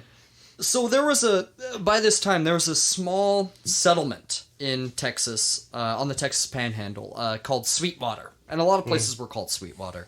It would eventually be called Mobile later, but at this point, it was Sweetwater. Anyway, it was a small settlement, mainly saloons. Hell yeah. That he was frequenting during this time. The nearest city was Dodge. It was 200 miles away. So there you go. You're alone, out there. Yeah. There's these couple of guys that Bat became friendly with when he went to Sweetwater. And they're called the Thompson Brothers. And I love the Thompson Brothers, and I really want to tell you about them. They were English-born. Oh, okay. They were both born in Yorkshire, England. Now, Ben Thompson, he was a career gambler. And he was a well-dressed guy, career gambler, grifter type of dude. Boy, Gov. Yeah, and they were serial saloon owners. You know what I mean? Yeah. They would sell their shares and move on. Start a new thing. Yeah. Right. When you got to a town, you'd either open your own saloon or you'd buy shares of another saloon and become part owner and da-da-da-da-da. Anyway, they all did this. Anyway, Ben Thompson, he was sort of a legend in his own right. The Thompson brothers were before any of this shit happened. And let me tell you guys, the Thompson brother rabbit hole is big. And I can't tell you all of it. But I am going to give you the main parts of the story that are relevant. He beat the shit out of his brother-in-law. Both him and his brother were Confederate veterans, which is kind of nuts because, they're sort of commiserating with Union veterans, too. Well, right? they're English-born and Confederate veterans. Yeah, yep. They were like, I really want to own people. I'm going to go to the United States. Yeah. They're like, man, I just got these slaves. Yeah. But perhaps they can own their money. I think it was their parents that came down here. Okay. Sort of at that They probably didn't have English accents. I wish they did. They may have not. I doubt they did. I'm thinking of them as having thick. Yeah, thick Cockney accents. Yeah, like a Guy Ritchie movie. Well, Billy Thompson was named Texas Billy Thompson, and I doubt he had an English accent. I'm Texas Billy Thompson. Yeah. Oi! Played by Jason Statham. Yeah. Honestly, that's pretty good casting. Ben Thompson, he had a controlling share in a saloon in Abilene, Kansas, called the Bull's Head Saloon. Cool. Yep. The Marshal Abilene at this time was none other than Wild Bill Hickok. Yeah, there you go. And now Wild Bill was the most feared man in the West. Nobody feared anybody else as much as they did Wild Bill. Yeah. Sloppy beard full of baked beans. Stealing children in the middle of the night who weren't doing their chores. Wild Bill, and I promise you guys are going to get the same Wild Bill treatment as we are getting the Wyatt Earp treatment. Heck yeah. You will at some point. I'm just really sick of Chris constantly mistaking Wild Bill Hickok with the Krampus. It's a thing that happens every Christmas, and now it's spilling over to the rest of the year, and I fucking can't take it. Wild Bill Hickok is gonna get you if you don't do your chores. Yeah. It's like, how is he the reverse of Santa? Yeah. Now Ben Thompson on the side of the Bull's Head Saloon, he had a mural painted there, and the mural was a bull with a giant erect penis. Nice. Bull's head, I get it. Yeah, and he thought it was hilarious. Yeah, that's pretty good. But people complained. Squares. And, Squares, yeah. Wild Bill was like, hey man, you gotta cover that up. And Ben Thompson was like, no. Because Ben Thompson and Billy Thompson didn't like Wild Bill. Because Wild Bill was a Yankee. He had fought on the Union side. Ugh. And so Winners. Wild Bill took it on himself to get a paintbrush and a paint bucket, and he painted over it himself. And it really pissed off the he's Thompson gonna paint Brothers. this wagon. Yeah, and He painted tasteful undergarments onto the bull. You can still see a significant bulge. It's very well shaded, very well lit. He put a lot of work into it. He worked for 3 days on it. I think he just went over all of it. Anyway, So it just looks like the bull's giant dick jizzed all over the place. I think he just covered up the whole thing. Yeah. Covered up the whole thing. Entire, yeah. Meanwhile, there's some local artist who's feeling very robbed of his hard work. Yeah. Well, and the Thompson Brothers were pissed. It actually set off this whole thing, this whole mural thing. Yeah. The Bull Dick War of 1874. And Ben Thompson was like, well, Bill's just some kind of Yankee trying to tell us what to do. Mm-hmm. You know? Can't own people. Can't have pictures of bull dicks in your establishment. What are we allowed anymore? Yeah. So Thompson and the man that would eventually kill Wild Bill teamed up together to actually try to assassinate Wild Bill. It was not successful. Now, Texas Billy Thompson was more trouble than his other brother was. Hence the Texas. Yeah, and they only called him that because he lived and hung around Texas. Yeah, as everyone, because he this is is in English. Texas. It's much the same as there's regular toast, there's Texas toast. It's way more trouble, but it's worth it. It's always shooting up the place, that Texas toast. Yeah, covered in butter and garlic and thick slices. Now, Billy was unpredictable and dangerous. Cool. He had killed multiple people, usually escaping the rap, or using the vague self-defense defense, where, you know, if it's your word versus someone who's dead, he came at me, I shot him. It's called the whoopsie-daisy clause. Yes, indeed. And sometimes whole towns would be mad at that defense, and they would just try to hang you anyway. And that did happen multiple times. Just hang him. The times where it was self-defense, it's like, dude, what the fuck? Yeah. But he accidentally actually killed his friend, who was sheriff. The sheriff's name was Chauncey Whitney. Chauncey. Is that a Pokemon? I think so. But what this caused was a domino effect that caused the deaths of multiple people, including a lot of Billy Thompson and Ben Thompson's friends. But the thing is it actually was an accident. Yeah. It was. He was actually tried and acquitted for the murder of Whitney, but there was a very telling witness testimony to this. So basically what happened, what you should know before I read this, is that they were in a saloon, they were in a game, and an argument started occurring between Ben and Billy Thompson, and then Chauncey Whitney was with them, and there was another party. And this other party was moving towards Ben and Billy Thompson in sort of a threatening manner. Right. Fuck you. Yes. So that's what you should know. Middle fingers out. The whole before this quote. Okay, so, quote, Billy was standing still, or trying to do so, as he was intoxicated. Nice. He had his eyes fixed on the party advancing on Ben and him. The shot of Ben did not stop them, and they continued the same as before. And when being within about 20 feet of Billy Thompson, his gun being down below his breast, went off. One barrel of it only, and the shot took effect on the shoulder and side of Whitney. Jeez. Billy's gun was cocked. He did not bring the gun up. He took no aim, nor was he looking at Whitney, who stood to his left. The gun discharged. Ben said, "My God, Billy, you have shot your best friend." And Billy replied, "I'm sorry." Whitney, who was still alive, said, It's fine. "He did not intend to do it. It was an accident. Send for my family." There was no indication at any time that Whitney and the Thompsons were on the best of terms. Some say it was an improvement.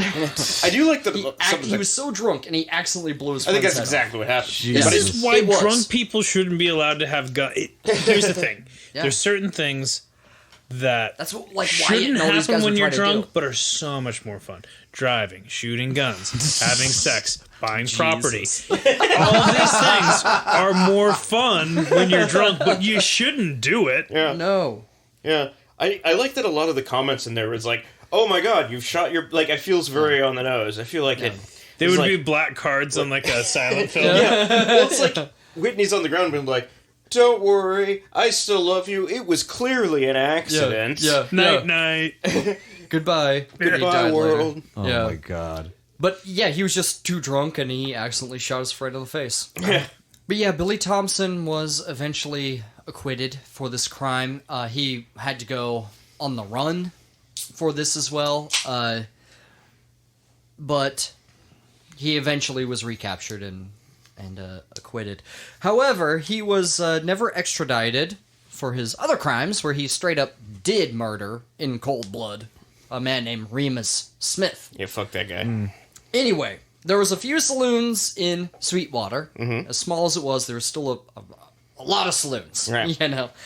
Now, Billy Thompson was part owner, along with a man named Fleming, of the Lady Gay. Ah, yes. There was another Lady Gay. There was another, all these places in Dodge and stuff. They took each other's names. And, Like, I'm going to open up She's having a good time, and she's having a good time, and she eats pussy. And Now, the Lady Gay was sort of they had a dance hall, and the dancing girls were also sort of the sex workers of the time, too. So the line between the two were very blurred. well, it was kind of a different bar for the time, because rather than going all the way in the bar, you would just kind of rub yourself against the outside.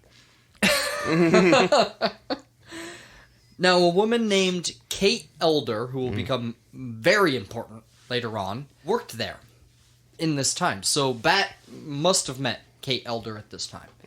And again, she's showing up next episode. We're really going to talk about her in earnest. She was there, though. Now, Bat, during this time, he fell in love with a soiled dove named Molly Brennan, who had come there with the Thompsons. Because whenever you're setting up a backwoods, fucking town, you do need women to work in your brothels and in your dance halls and things like this. And as a waitress, as they would sometimes call them. Ah, those sexual waitresses. So Molly Brennan was, along with Kate Elder, was among the 7 jolly sisters that danced at the Lady Gay. Bat fell in love with her. He was actually given a key to the Lady Gay, which means that him and Billy Thompson were on good terms, him and Ben Thompson were on good terms, and that his relationship with Molly Brennan was far more than professional, right? It's not that he visited her, it's that he actually was sort of involved with her. And during that time, if you were given a key to a specific establishment, a smaller man dressed like the mayor would give you that key. It wasn't quite the same, but Yeah. it was still... Well, it's like, who's the mayor? It's like, he is now. The last guy is dead. Well, the key also doubled as the key to her chastity belt. ooh, That's more responsibility, I think, than they would have ever have taken. considered, yeah. Yeah, but so was a man named Corporal Melvin A. King. He was also in love with Molly Brennan. Well, she was great. And Melvin A. King was a really interesting guy. First of all, Melvin A. King was not his real name. His real name was Anthony Cook. But he knew a guy named Melvin A. King, and he wanted what that guy had, so he took that. Oh, yeah. And it continued It's like tradition. a Don Draper situation. Yeah. And then he saw the wife that another guy had and wanted that. He just wants what other people have. I was thinking of Talented Mr. Ripley. Yeah. Yeah. Well, apparently, Or Gattaca.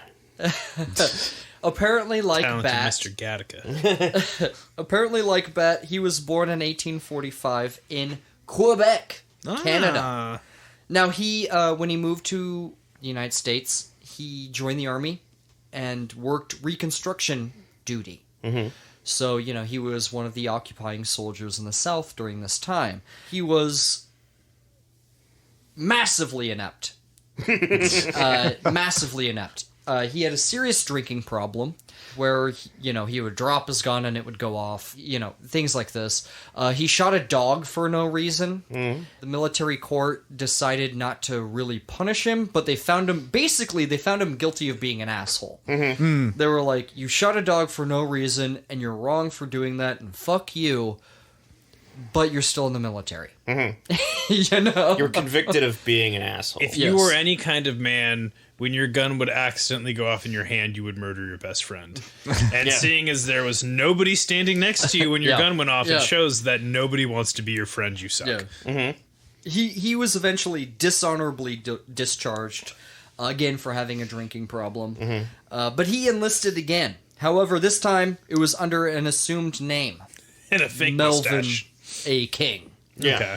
He joined the 4th Cavalry, and he took part in the Red River War among the cavalry, and was discharged after basically the job was done.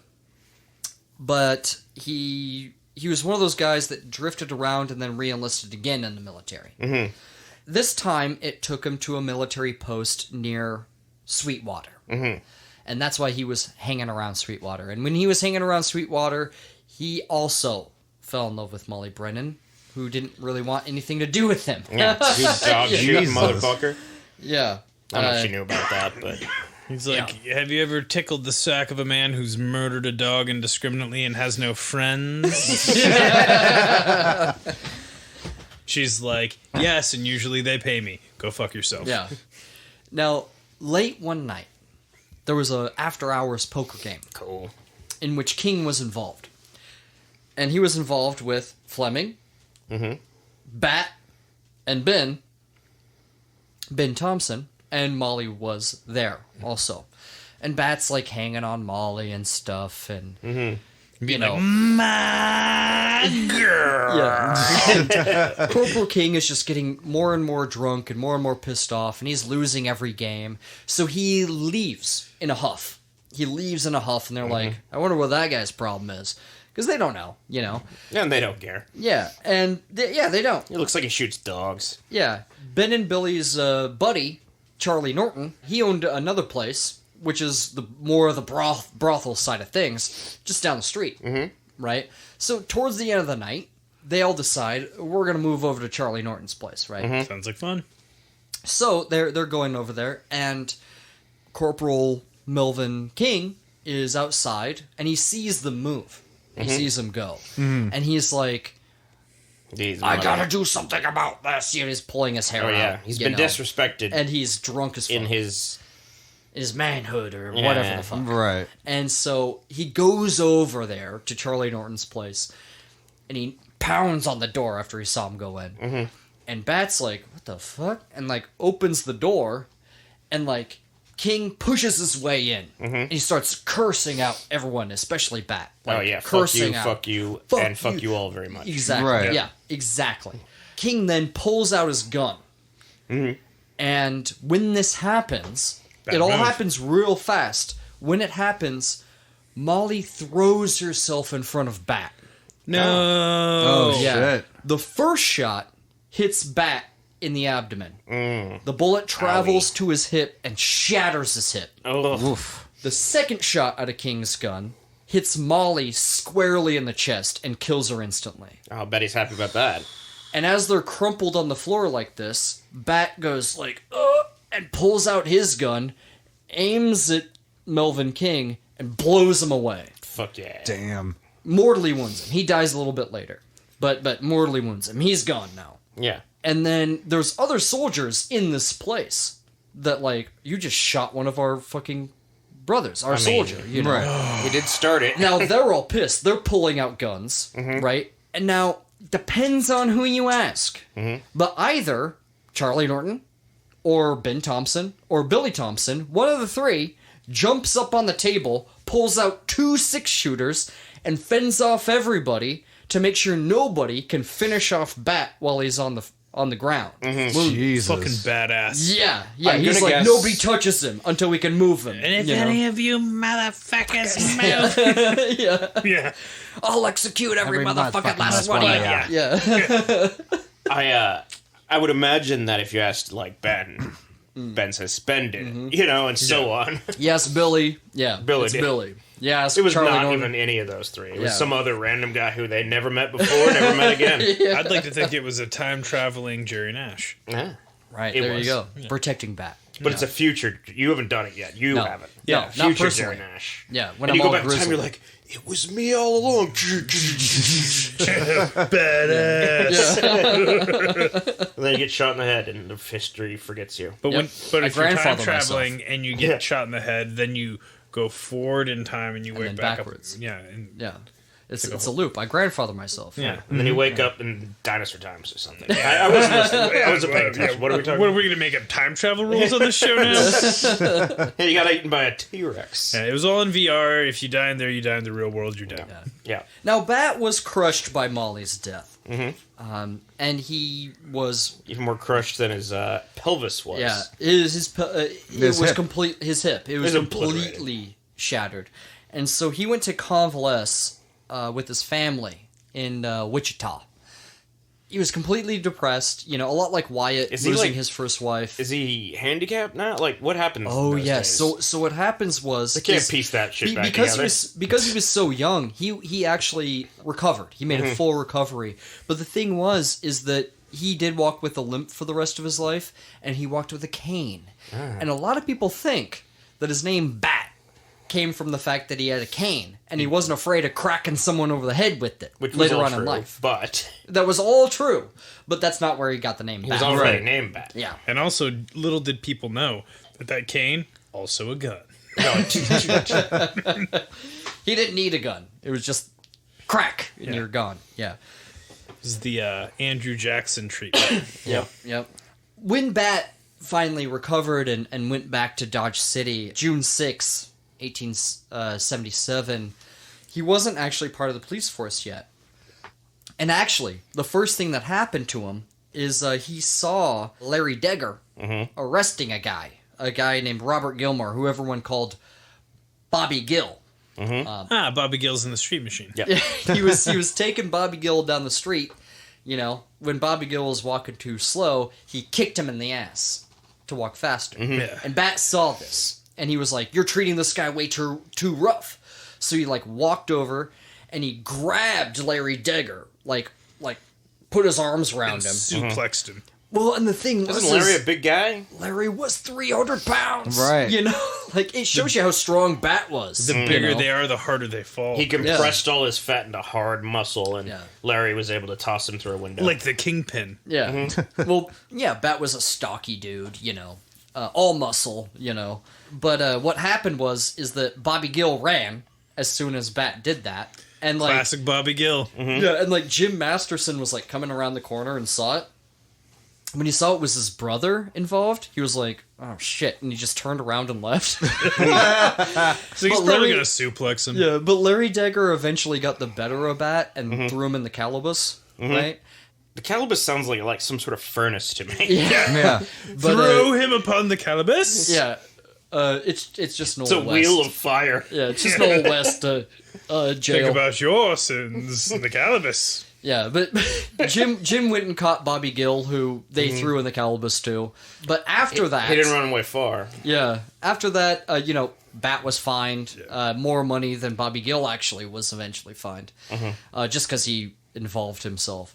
But because Wyatt had already hired the other two Mastersons, and Bat had proved himself, even with a cane, he was on the police force. You're like, all right.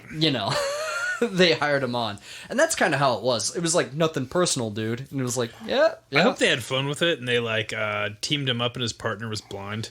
It's Crippy and the Blind Man or something like that is what they'd call the show. Yeah. And some of the first things that Wyatt and all these deputies would do is they hid shotguns around town in secret locations. So if shit popped off, there'd be hidden shotguns you could just grab. Crackerjack police work. Yeah. Just shotguns everywhere. Yeah.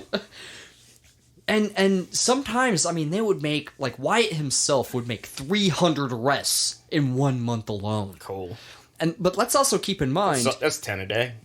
Yeah, and let's keep in mind, though, that Wyatt was making $2 every time he brought somebody in the calibus. Every time he brought someone to the That's jail. like So that's the paddling the school incentive. canoe. That's a paddling situation.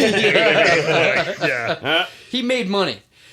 Granted, he could have made more money just dealing faro. Looked at my Right. sandals. Right. Well, why don't you do both? Okay. Arrest somebody for wearing sandals But and who's then paying? deal some faro. Is it State? local taxes, state taxes, federal tax? Like, who's paying a salary at this point in time? It's tax. Yeah, tax money. Okay. But which know. tax money? I don't know. I'm not an expert. Yeah, in who tax. cares? Yeah.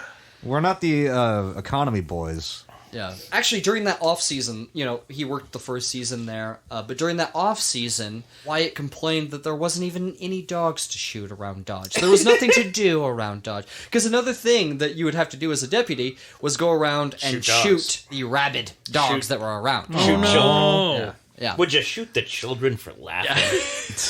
Would you shoot children? Shoot your own dog? Yeah.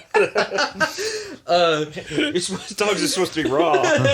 And living. Yeah, but yeah, there was nothing to do in the off season. So Wyatt actually, and Bat did this too. Like Bat went to Cheyenne and dealt faro and stuff. And Cheyenne, Wyoming, was also a rough ass place back in the day. Mm-hmm. But he went there and he dealt faro. Well, we all know that Wyoming as a state doesn't exist anymore. So times have changed. Mm-hmm. Well, Wyatt actually he went up to a little place called Deadwood, which you may have heard of. A lot of cursing.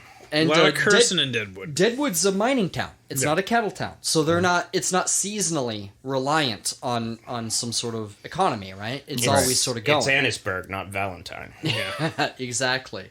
So he went up there and he initially wanted to like buy up some mining land or speculate on mining properties.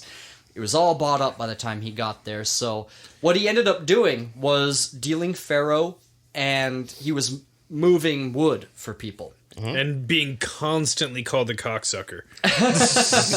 One thing he also did was he became a shotgun rider. He rode shotgun for the Wells Fargo stagecoaches. Because when you got a mining town, they got to move all their gold out, right? Makes sense. Right? And Gotta protect that gold. If you're an outlaw, you're like, these stages here, if we can just get one, Oh, man. that's so much money, dude. Yeah. So much money. And they always said, like, with Wyatt's, they never got attacked. Because they knew who Wyatt was. Mm-hmm. Half that's true.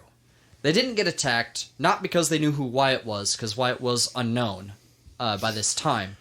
They never got Wyatt's stage because Wyatt would never let anyone close enough. Mm-hmm. Like, when he got on a stage and he rode shotgun, he carried a sawed-off, at that time was called a Wells Fargo shotgun. Oh. It was a double-barrel sawed-off shotgun where, like, if somebody's running up close to you, you go boom and fucking blow them away. I would love it if I opened a checking account with Wells Fargo and they're like, well, welcome to Wells Fargo. Here's your sawed-off shotgun. Here's your sawed-off shotgun. All I got is a credit card. Yeah, me too. And overdraft fees. Yeah. As a kid. Anyway. I wouldn't mind the overdraft fees if they gave me the shotgun. Yeah. They're like, Because then I can make things even. well, I'm sorry, we're going to have to charge you overdraft fees, but because you overdrafted, here's the shotgun. Yeah. Go find us the money you owe us, Yeah. Lebowski. Well, he had the shotgun. He had a rifle. Cool. And he had two two Colt 45s. Yeah. And he was armed to the teeth. Yeah. An basically. anti-aircraft, gun. He literally had a dagger in his teeth like Errol Yeah. Flynn. Yeah. And there's stories of like these riders riding up on him, and they're like a ways away, and before they could like actually get up close, Wyatt just took aim and shot at him, and they would just fuck right off. He would hit him. He would hit him in the hat, and it would go whoop whoop whoop whoop. Yeah. whoop, whoop, whoop, whoop. Yeah. Yeah. I got a story for you later, but Dude, I'm looking at these photos of the Wells Fargo shotgun, and Yeah. holy shit! I've actually Yeah, it dude. is, That is a bank shotgun. yeah, Well, we'll post them on the Patreon. Yeah, it, on the Or Discord. on the Discord. Discord. Yeah. it is the what I would imagine anyone would think of a shotgun to be. Like, Yeah, it like, it is that quintessential. Like, It's like an Old West shotgun. yeah, it's fucking badass.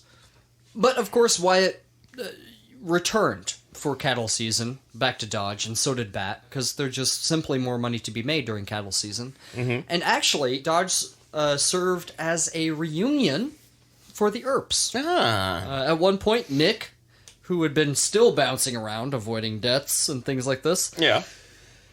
Him and Warren and Virgil. You might say he was dodging deaths. Yeah. They showed up, and Bat and Wyatt were like patrolling Front Street when they came up, and like they all hugged. Can't imagine it was that big Bat, a town. Bat bought him drinks at over at the saloon and stuff. The one that he was part owner in. Mm-hmm. It was called the Leaky Hip. I believe it was actually called the Long Branch or the Big Star or something like that. They were all called the Lady Gay, the Long Branch, or the Big Star, or something like that. When there's as many saloons as there are residents, you're gonna have to double up sometimes. Yeah. But they all got along famously. The Earps and the Mastersons did. They all loved each other. And but Nick and Warren, young Warren, and Virgil, Warren. they all went down to a place called Prescott, Arizona, where Newton, for the time being, was. Newton was like, "Yay, come on down," but Newton and his wife quickly got tired of Arizona and fucked off back to San Bernardino, California. But Nick stayed there for a short time, then also went to California. But Virgil and his wife actually stayed for a little while because he became a lawman. Mm-hmm. And there was a point where these two drunk outlaw cowboy guys, not really outlaws, but two drunk cowboys, were sort of out at the outskirts of town, and they were trying to shoot this lady's dog. And the lady was like screaming hysterically about like, "Don't shoot my dog, don't shoot my dog." And they were trying to shoot the dog, but they're like too drunk to hit it. It's the thing to do. Yeah. It's in vogue to shoot dogs. The guy's like, "I love shooting dogs." Yeah. And she's like, "I just taught him to play dead. Please don't. Don't make this stupid ironic." Yeah. So what happened was that they were like, "Well, we got to stop this, right?" So Virgil grabbed his rifle, and a shootout ensued. The marshal Prescott credited Virgil for making the killing shots on these men. Yeah. He shot one of them in the stomach, from which he died, and another one he shot in the head while his cigarette was still in his mouth. Cool. Badass. Yeah. He's like, stayed smoking kills. Kablam! And then he's like, stomach wounds kill very slowly. You will be dying of sepsis over the next like 3 days or like whatever, and it's going to be really horrible. Anyway, the dog's safe. History is the actually takeaway. silent. History is silent on whether or not the dog survived. Fucking history. But the newspapers reported on it, and for a short time, the most famous lawman Earp was not named Wyatt. His name was Virgil. More people knew about Virgil for this short amount of time than they did about Wyatt. It's like, How old is he, Virgil, around this time, you think? Like, you can ballpark it if you... He's in his 30s, Okay. I'm still picturing... I believe. Sam Elliott. Yeah, Sam Elliott. Yeah. I'm imagining James Franco and in a pre-Dave Franco world. You know what? Time will tell. Time will tell. I think Dave Franco's going to be the main Franco. I mean, I think so too. Because he's not Definitely fucking now. anyone that he shouldn't be. That and he's the I better... don't like it more. He's the better Franco. Yeah. He's in 21 Jump Street or 22 Jump Street. He's in one of the Jump Streets. He's hilarious. 21 Jump Street, fantastic film. Fantastic. Yes, it's really good. Yeah. Huh. They're both good, It is. actually. They're very funny. It doesn't seem like it would If be, you but didn't like it really Channing is. Tatum, you should watch those movies. it's It'll filled- change your it's- mind. It will change your mind. It's Lord Miller that Yep. did that. Yeah. The Lord and Miller magic. Yeah. Yeah. Again, like I was saying, like they would shuffle the police departments and people would be deputized by each other. But some say that, Wyatt was the one that hired Jim, and, eventually Ed got in the mix with the Dodge City Police Department. But along with Charlie Bassett and Bill Tillman and on again, off again deputies like Frank McLean and Neil Brown. Are they going to get together or are they not going to get Yeah, together? there was also Luke Short, who had sort of been there in an interim. Who was 7 feet tall. Yeah, I was because he was actually pretty tall. So Luke Short, actually, he had a whole other career too, and I'll tell you when we get there. Pro basketball player. Well, he I'm thinking of Luke Cage. He was deputized in a time where Bill Tillman was trying to make it as a rancher, and he just didn't like ranching life, so he went back to lawing in Dodge. And when he returned, he didn't know that Luke was a deputy. And Luke was walking down the street in a really tall plug hat, is what they called it. Plug hat. And plug hat could mean a lot of things, but this I just want you to know Had that a it's jewel and a cat's tail coming off? No, it's a tall, sort of domed hat. A tall domed hat, right? No, so it's not like the giant sombrero from Dumb and Dumber. No, and also sombrero is more nebulous in this time. It doesn't mean what you think it means in this time. If somebody's wearing a sombrero, it's not like a big wide brim with an upturned sort of brim, right? Right. Full of on your chips. shirt? Like Right on now? my shirt, yeah. It's not like that. It's actually a lot of hats were considered sombreros. They didn't have to be made out of tortilla chips and have a salsa bowl in the top. In the middle. Yeah. No. Always wanted that. I saw that in that episode of Simpsons. I know what you're talking about. And I've never seen one in real life, and I'm like, maybe I just make one. Emiliano. Emiliano's about Forgot his first. That's who's on Jerry's shirt. Yes. Fans at home. A generation later. So he's walking down the street with this big plug hat. These two, Bill Tillman's watching all of this, and he's on duty. And these two dudes run up to Luke Short, put a gun to his head, and shoot. They shoot him in the head twice. These guys, and then they run away. Yeah. And Bill Tillman is more concerned because Luke Short is still standing, Yeah. even after he's been shot in the head twice. It's like, Luke, you okay? And Luke's Well, like, he doesn't know Luke Cage. Luke. He doesn't know Luke, but he runs up to him and he goes, "Are you okay? You're still standing upright. You're not down." And the mystified and Luke he's like, Short, does anyone smell burnt red? well, the mystified Luke Short takes off his hat and shows the gaping fucking Bill Tillman the holes through his hat. Oh, Where no. it missed his head. Oh, shit. Yeah. And so he puts it back on and he goes, "I made a bet with these two guys, these two drunk cowboys in the saloon down there that said, I bet you can't walk down the street without getting that hat shot off." And so he walked Were they down the the ones street. that shot him? I guess so. Ran up and tried to fucking kill him. And Are he they goes, gonna pay him? well, and he straight up goes, "I guess I win the bet." And it's like, I don't know if he ever got the money. I feel like That's Luke insane. Short is Yeah. missing the point of this fucking miracle that just happened to him. Yeah, it's like Pulp Fiction, where He what had, just he had a sense of humor for his own narrow miss with fucking death. He's like, and don't look at my pant. They are soaking. yeah, they're thoroughly soaked. Yeah. Oh my god. Another guy that they had on the police force for a time was a man named John Joshua Webb, and he's gonna have a place in this story moving forward. Turns out John Joshua Webb would be both lawman and outlaw in his life. I think You're gonna see him again. That almost sounds required. Yeah. With a last name like Webb, I would only assume that he's the nation's first spidered man. First Webb slanger. Yeah. Nah. No, he directs a Spider-Man movie. Yeah. But or he's, I mean, I guess it could be both ways. Now, that cattle season would start early, and some cowboys decided that they were going to have a few drinks and they're going to ride through town shooting their guns in the air. Yeah, why not? Because that's what they would do. Sounds fun as shit. Yeah, sounds good. However, waiting at the deadline in the middle of Front Street was Bat and Wyatt holding shotguns. Cool. And they were like, "Hey, dude, new law in town." And they're like, new assistant marshal in town. Right. You got to take your guns to the marshal's office or we'll take them from you.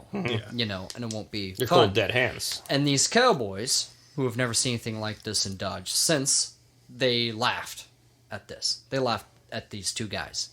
They were like, "Teach this man a lesson about who actually runs Dodge City." And so they took their biggest one, a guy that they named the Texas champion. When there was probably the champion of Texas in every group of drovers and cowboys. You always had to have one. Yeah. But this guy, like, you know, he's the big guy. He, like, cracks his knuckles. He's, like, you know, he's getting ready. He's laughing with his boys as he gets off his absorbs damage. Well, and he gets down and he walks up to Wyatt, like, are you sure you want to face me? And Wyatt, like, cracks him against the jaw, then in the stomach. The guy's fucking done, and he's like, anyone else? You know? Like, Wyatt knows what he's doing, you know?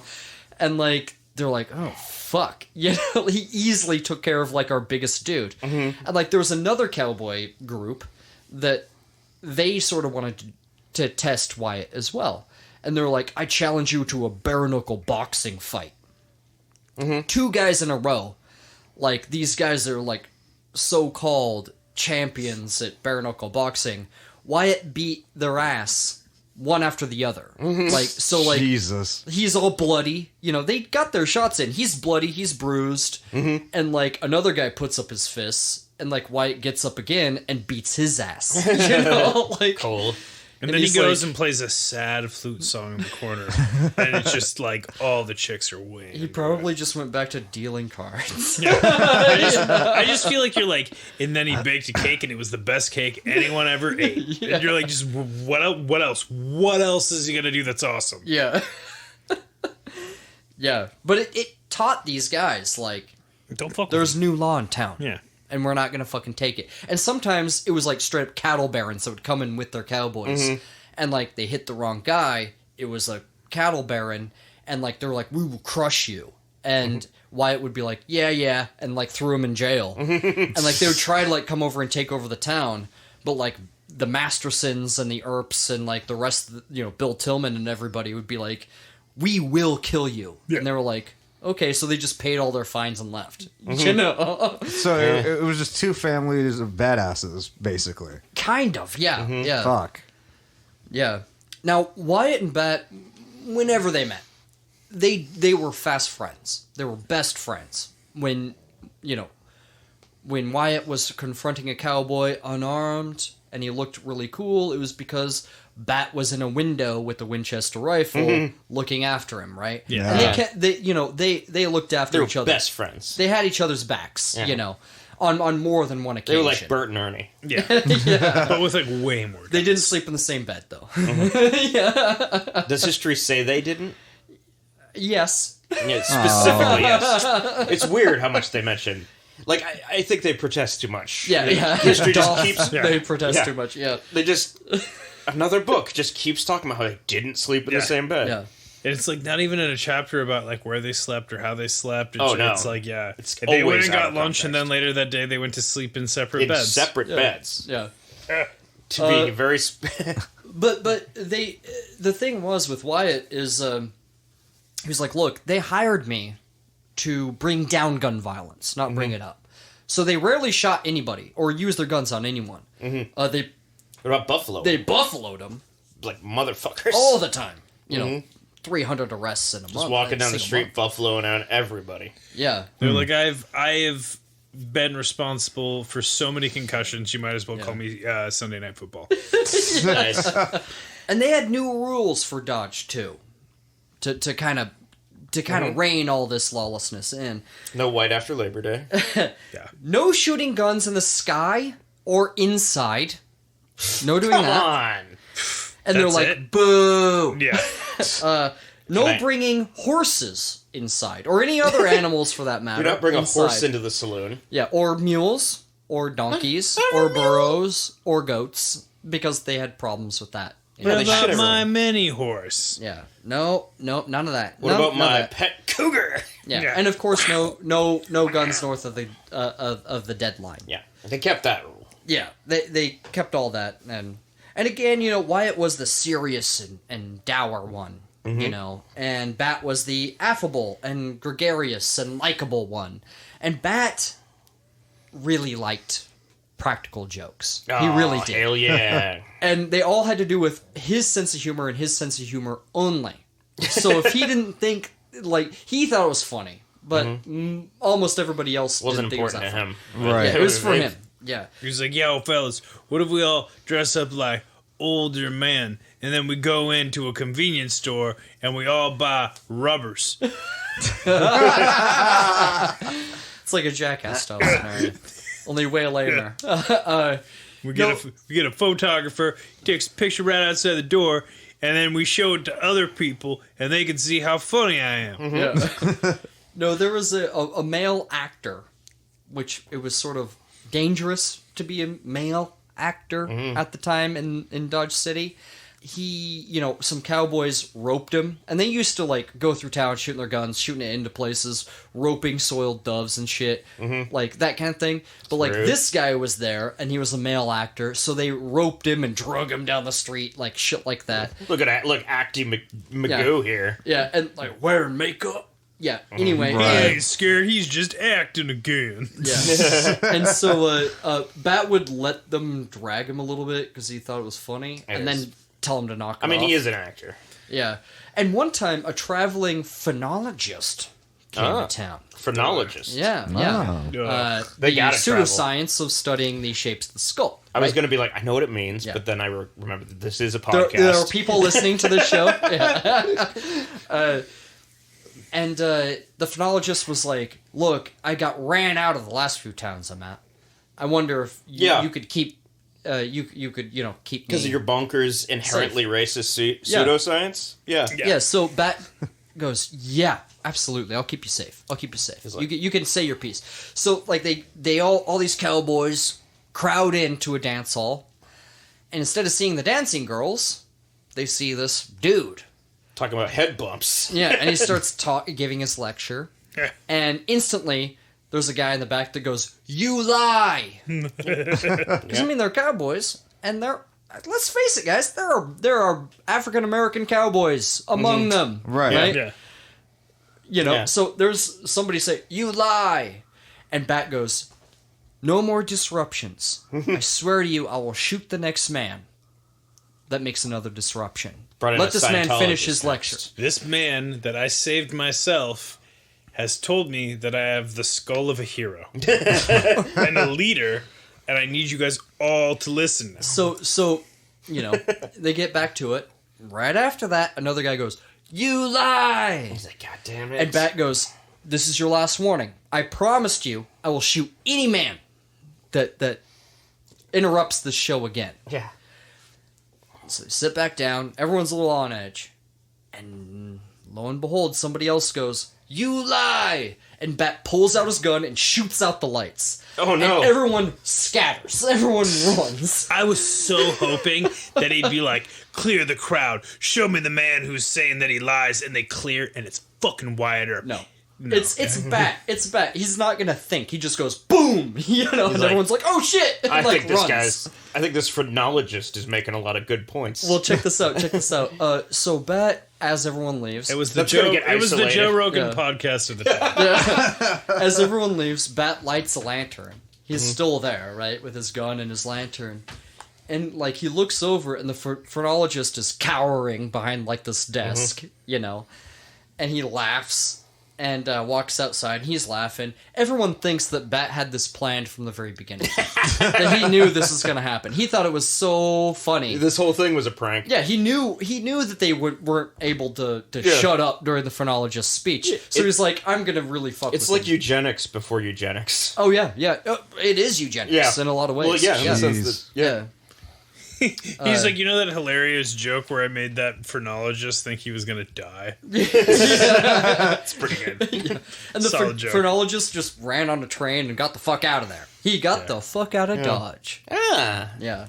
But even if people went to other cities and then came back, they would be given their jobs back. And eventually Bat would actually be elected sheriff of Ford County, only because Charlie Bassett couldn't run for a third term. So Charlie Bassett became Bat Masterson's undersheriff. So they just switched jobs. They did a switched flip-flop-a-rooney, yeah.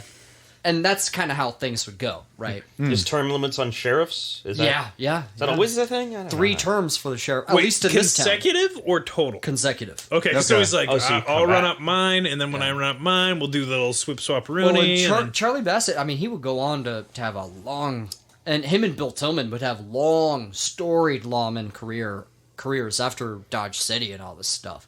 Again, I'll tell you, when this story wraps up, I'll tell you how all these people end up. It's going to be like the end of Fast Times. Yeah. But Wyatt, in one of the off seasons, he left again. This time working under the auspices of under the marshal's office. And it was to catch a notorious train and stagecoach robber and notorious outlaw, Dirty Dave. Runabout. I don't know about this Dave, but he sounds dirty. Well, Dirty Dave got that nickname because he didn't bathe. Yeah. And he wore, even by frontier standards. That was like, you know how little you have to bathe? Even by frontier standards, he was Dirty Dave. You know? He only showered once every 3 days, like myself. Yeah, well, probably once every month or so. Probably never. Every 3 months. He rarely bathed and constantly spoke in dirty limericks. Mm-hmm. So he went off into Texas, tracking Dirty Dave and his gang. Mm-hmm. Meanwhile, Bat... The Dirty Dave gang. Yeah. Meanwhile, Bat was tracking probably an even more notorious outlaw and his gang. Stinky Steve. The Bass Collins gang. Which was led by Sam Bass. Yeah. Who love fishing. No, it was actually a misnomer. He was actually Sam Bass. He liked the doom doom ba doom boom boom ba doom ba ba bow. Yeah, he's slapping the bass. Yeah. And he was like, I'm into those really complicated bass guitars with really complicated bass lines. He's like, I only like Buckethead. And Joe Bonamessa. Yeah. Like these really complicated white man blues. I'm sorry, we should get out of the way of Zach because I feel like he has specific opinions on bass heads and what they'd be into. Oh no, Primus? I mean, obviously Primus would be the Primus, one. Yeah. Or a little Bootsy baby. Oh yeah, little Bootsy Collins. Bootsy. I've seen Bootsy live. I've worked that. I wanted to see P-Funk once. I think I've talked about this a lot. Because Parliament? Well, it was Parliament and... Funkadelic? Funkadelic. Yeah. That's what I meant when I said P-Funk. P-Funk. Yeah, that would have been dope. I think I just forgot. This is pre-COVID. Well, it was March of 2019 when it was scheduled. Yeah. And it was one of the first concerts canceled. Would have been 2020, but... March 2020. 2020, Yeah, yes. 2020. You're right, yeah. That might be the case. Maybe it was canceled, yeah. It was They're canceled like, we're because funky, of the but we're not funky enough to deal with this. I keep calling my booster shot the Boosty Collins. Yeah. I think it's very funny. The I dig P- it. I didn't laugh The P out and loud P because I funk. was drinking my beer. But I gotta say this out loud. And folks, if you can, get your Boosty Collins. Yeah, get your Boosty Collins. Yeah, and I gotta say this and into get a microphone. funky with public health. The P We in need P-Funk stands for Pfizer. Yeah. So you might remember Sam Bass from our Soapy Smith I do. episode. Because you told me to re-listen to that one.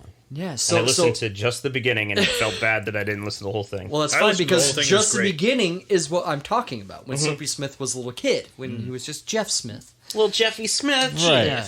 There is a legend Jeff. that Jeff Smith saw Sam Bass shot by Texas Rangers. Cool.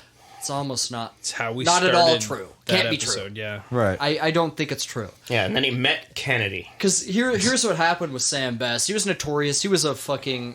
He was was a a con man. menace. He was a menace. And Sam Bass, he had a snitch in his crew, and they were about to rob But he this... had a hunchback. they were about to rob this bank, this small-town bank. And the snitch told them that this is going to happen, but they moved their plans up a day, so they weren't ready, right, by the time they showed up.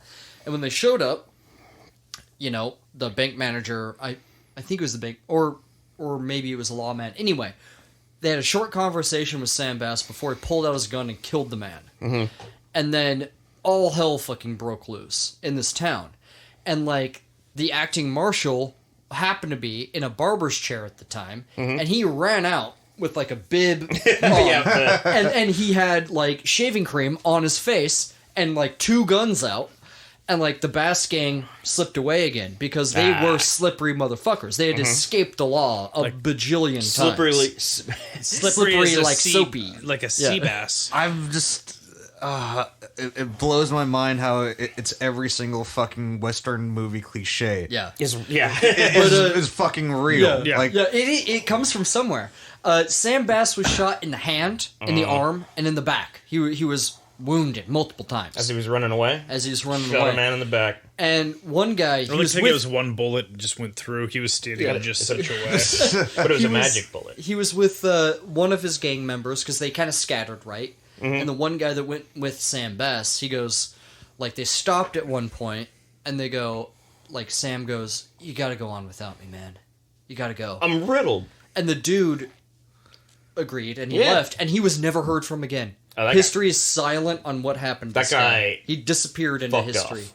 Yeah, and Sam Bass, like leaned against a rock, loaded his guns, and waited for them to show up. Mm-hmm. Now, the legend says that when Soapy saw Sam Bass being murdered, that he was on, like, a covered wagon, right?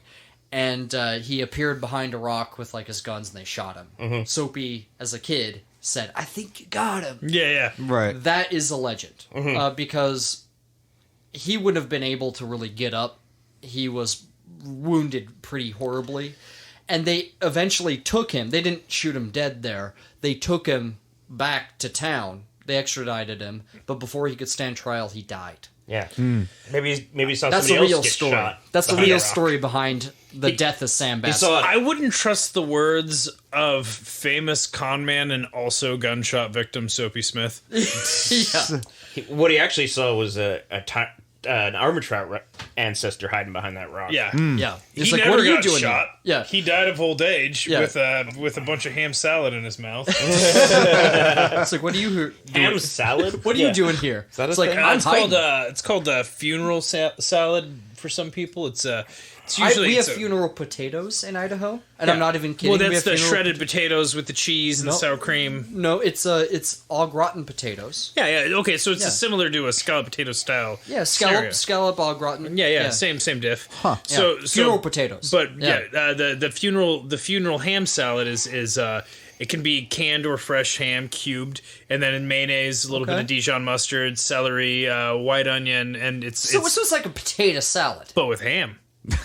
I think I'm more on board with whatever you're talking you about. put it. Yeah, you put it on like a roll. It's great.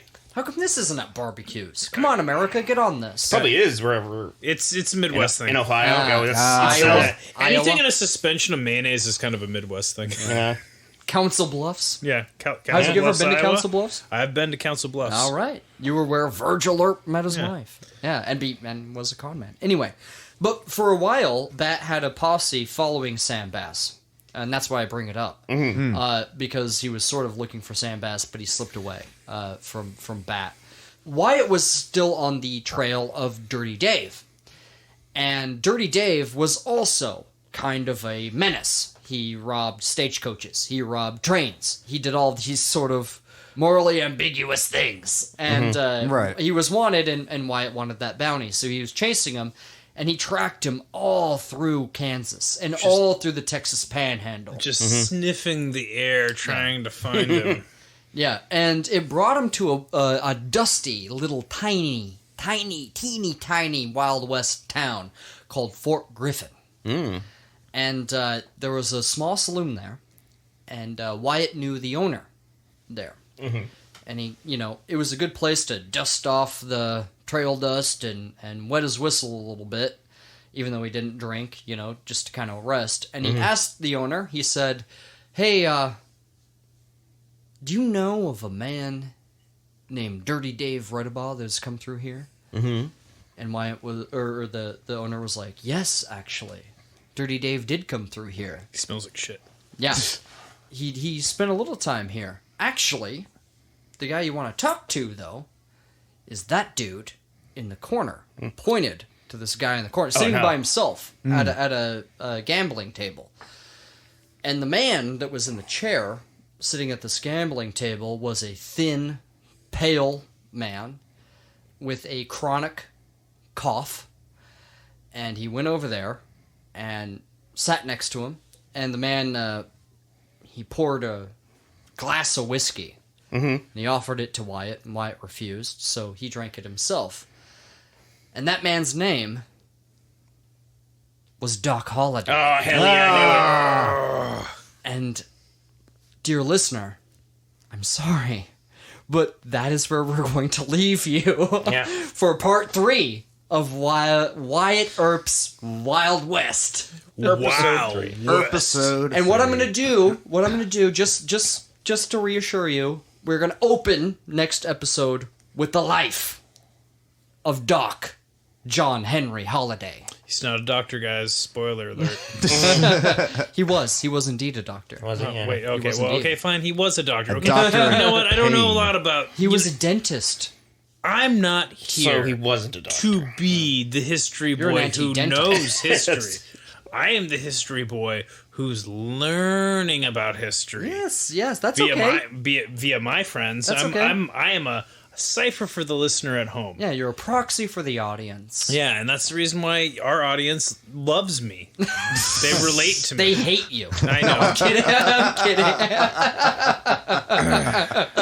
I'm kidding. They're like, when I listen to the show, I know when to shut the fuck up. that Tyler doesn't know when to shut the fuck up. So many comments are that way. And by the way, ladies and I gentlemen, think it's like 2 that specifically target him. yeah. Target me to this day.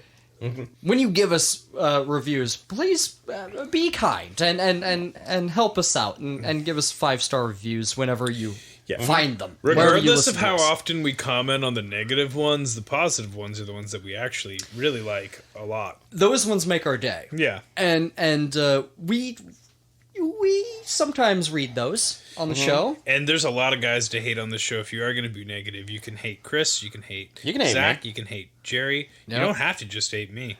Yeah. And you can review on Spotify now, Yes, you can. Yeah. which is new. So throw that in there. Throw that review in, and throw that review in on I gave us the 5 stars. Apple Podcasts. Or I thought you gave us 1 Spotify. star because you didn't like me. That was a day. joke. I didn't actually do that. I know. But yeah, you can review us all sorts of places. Let us know how you're feeling, how you think about the show.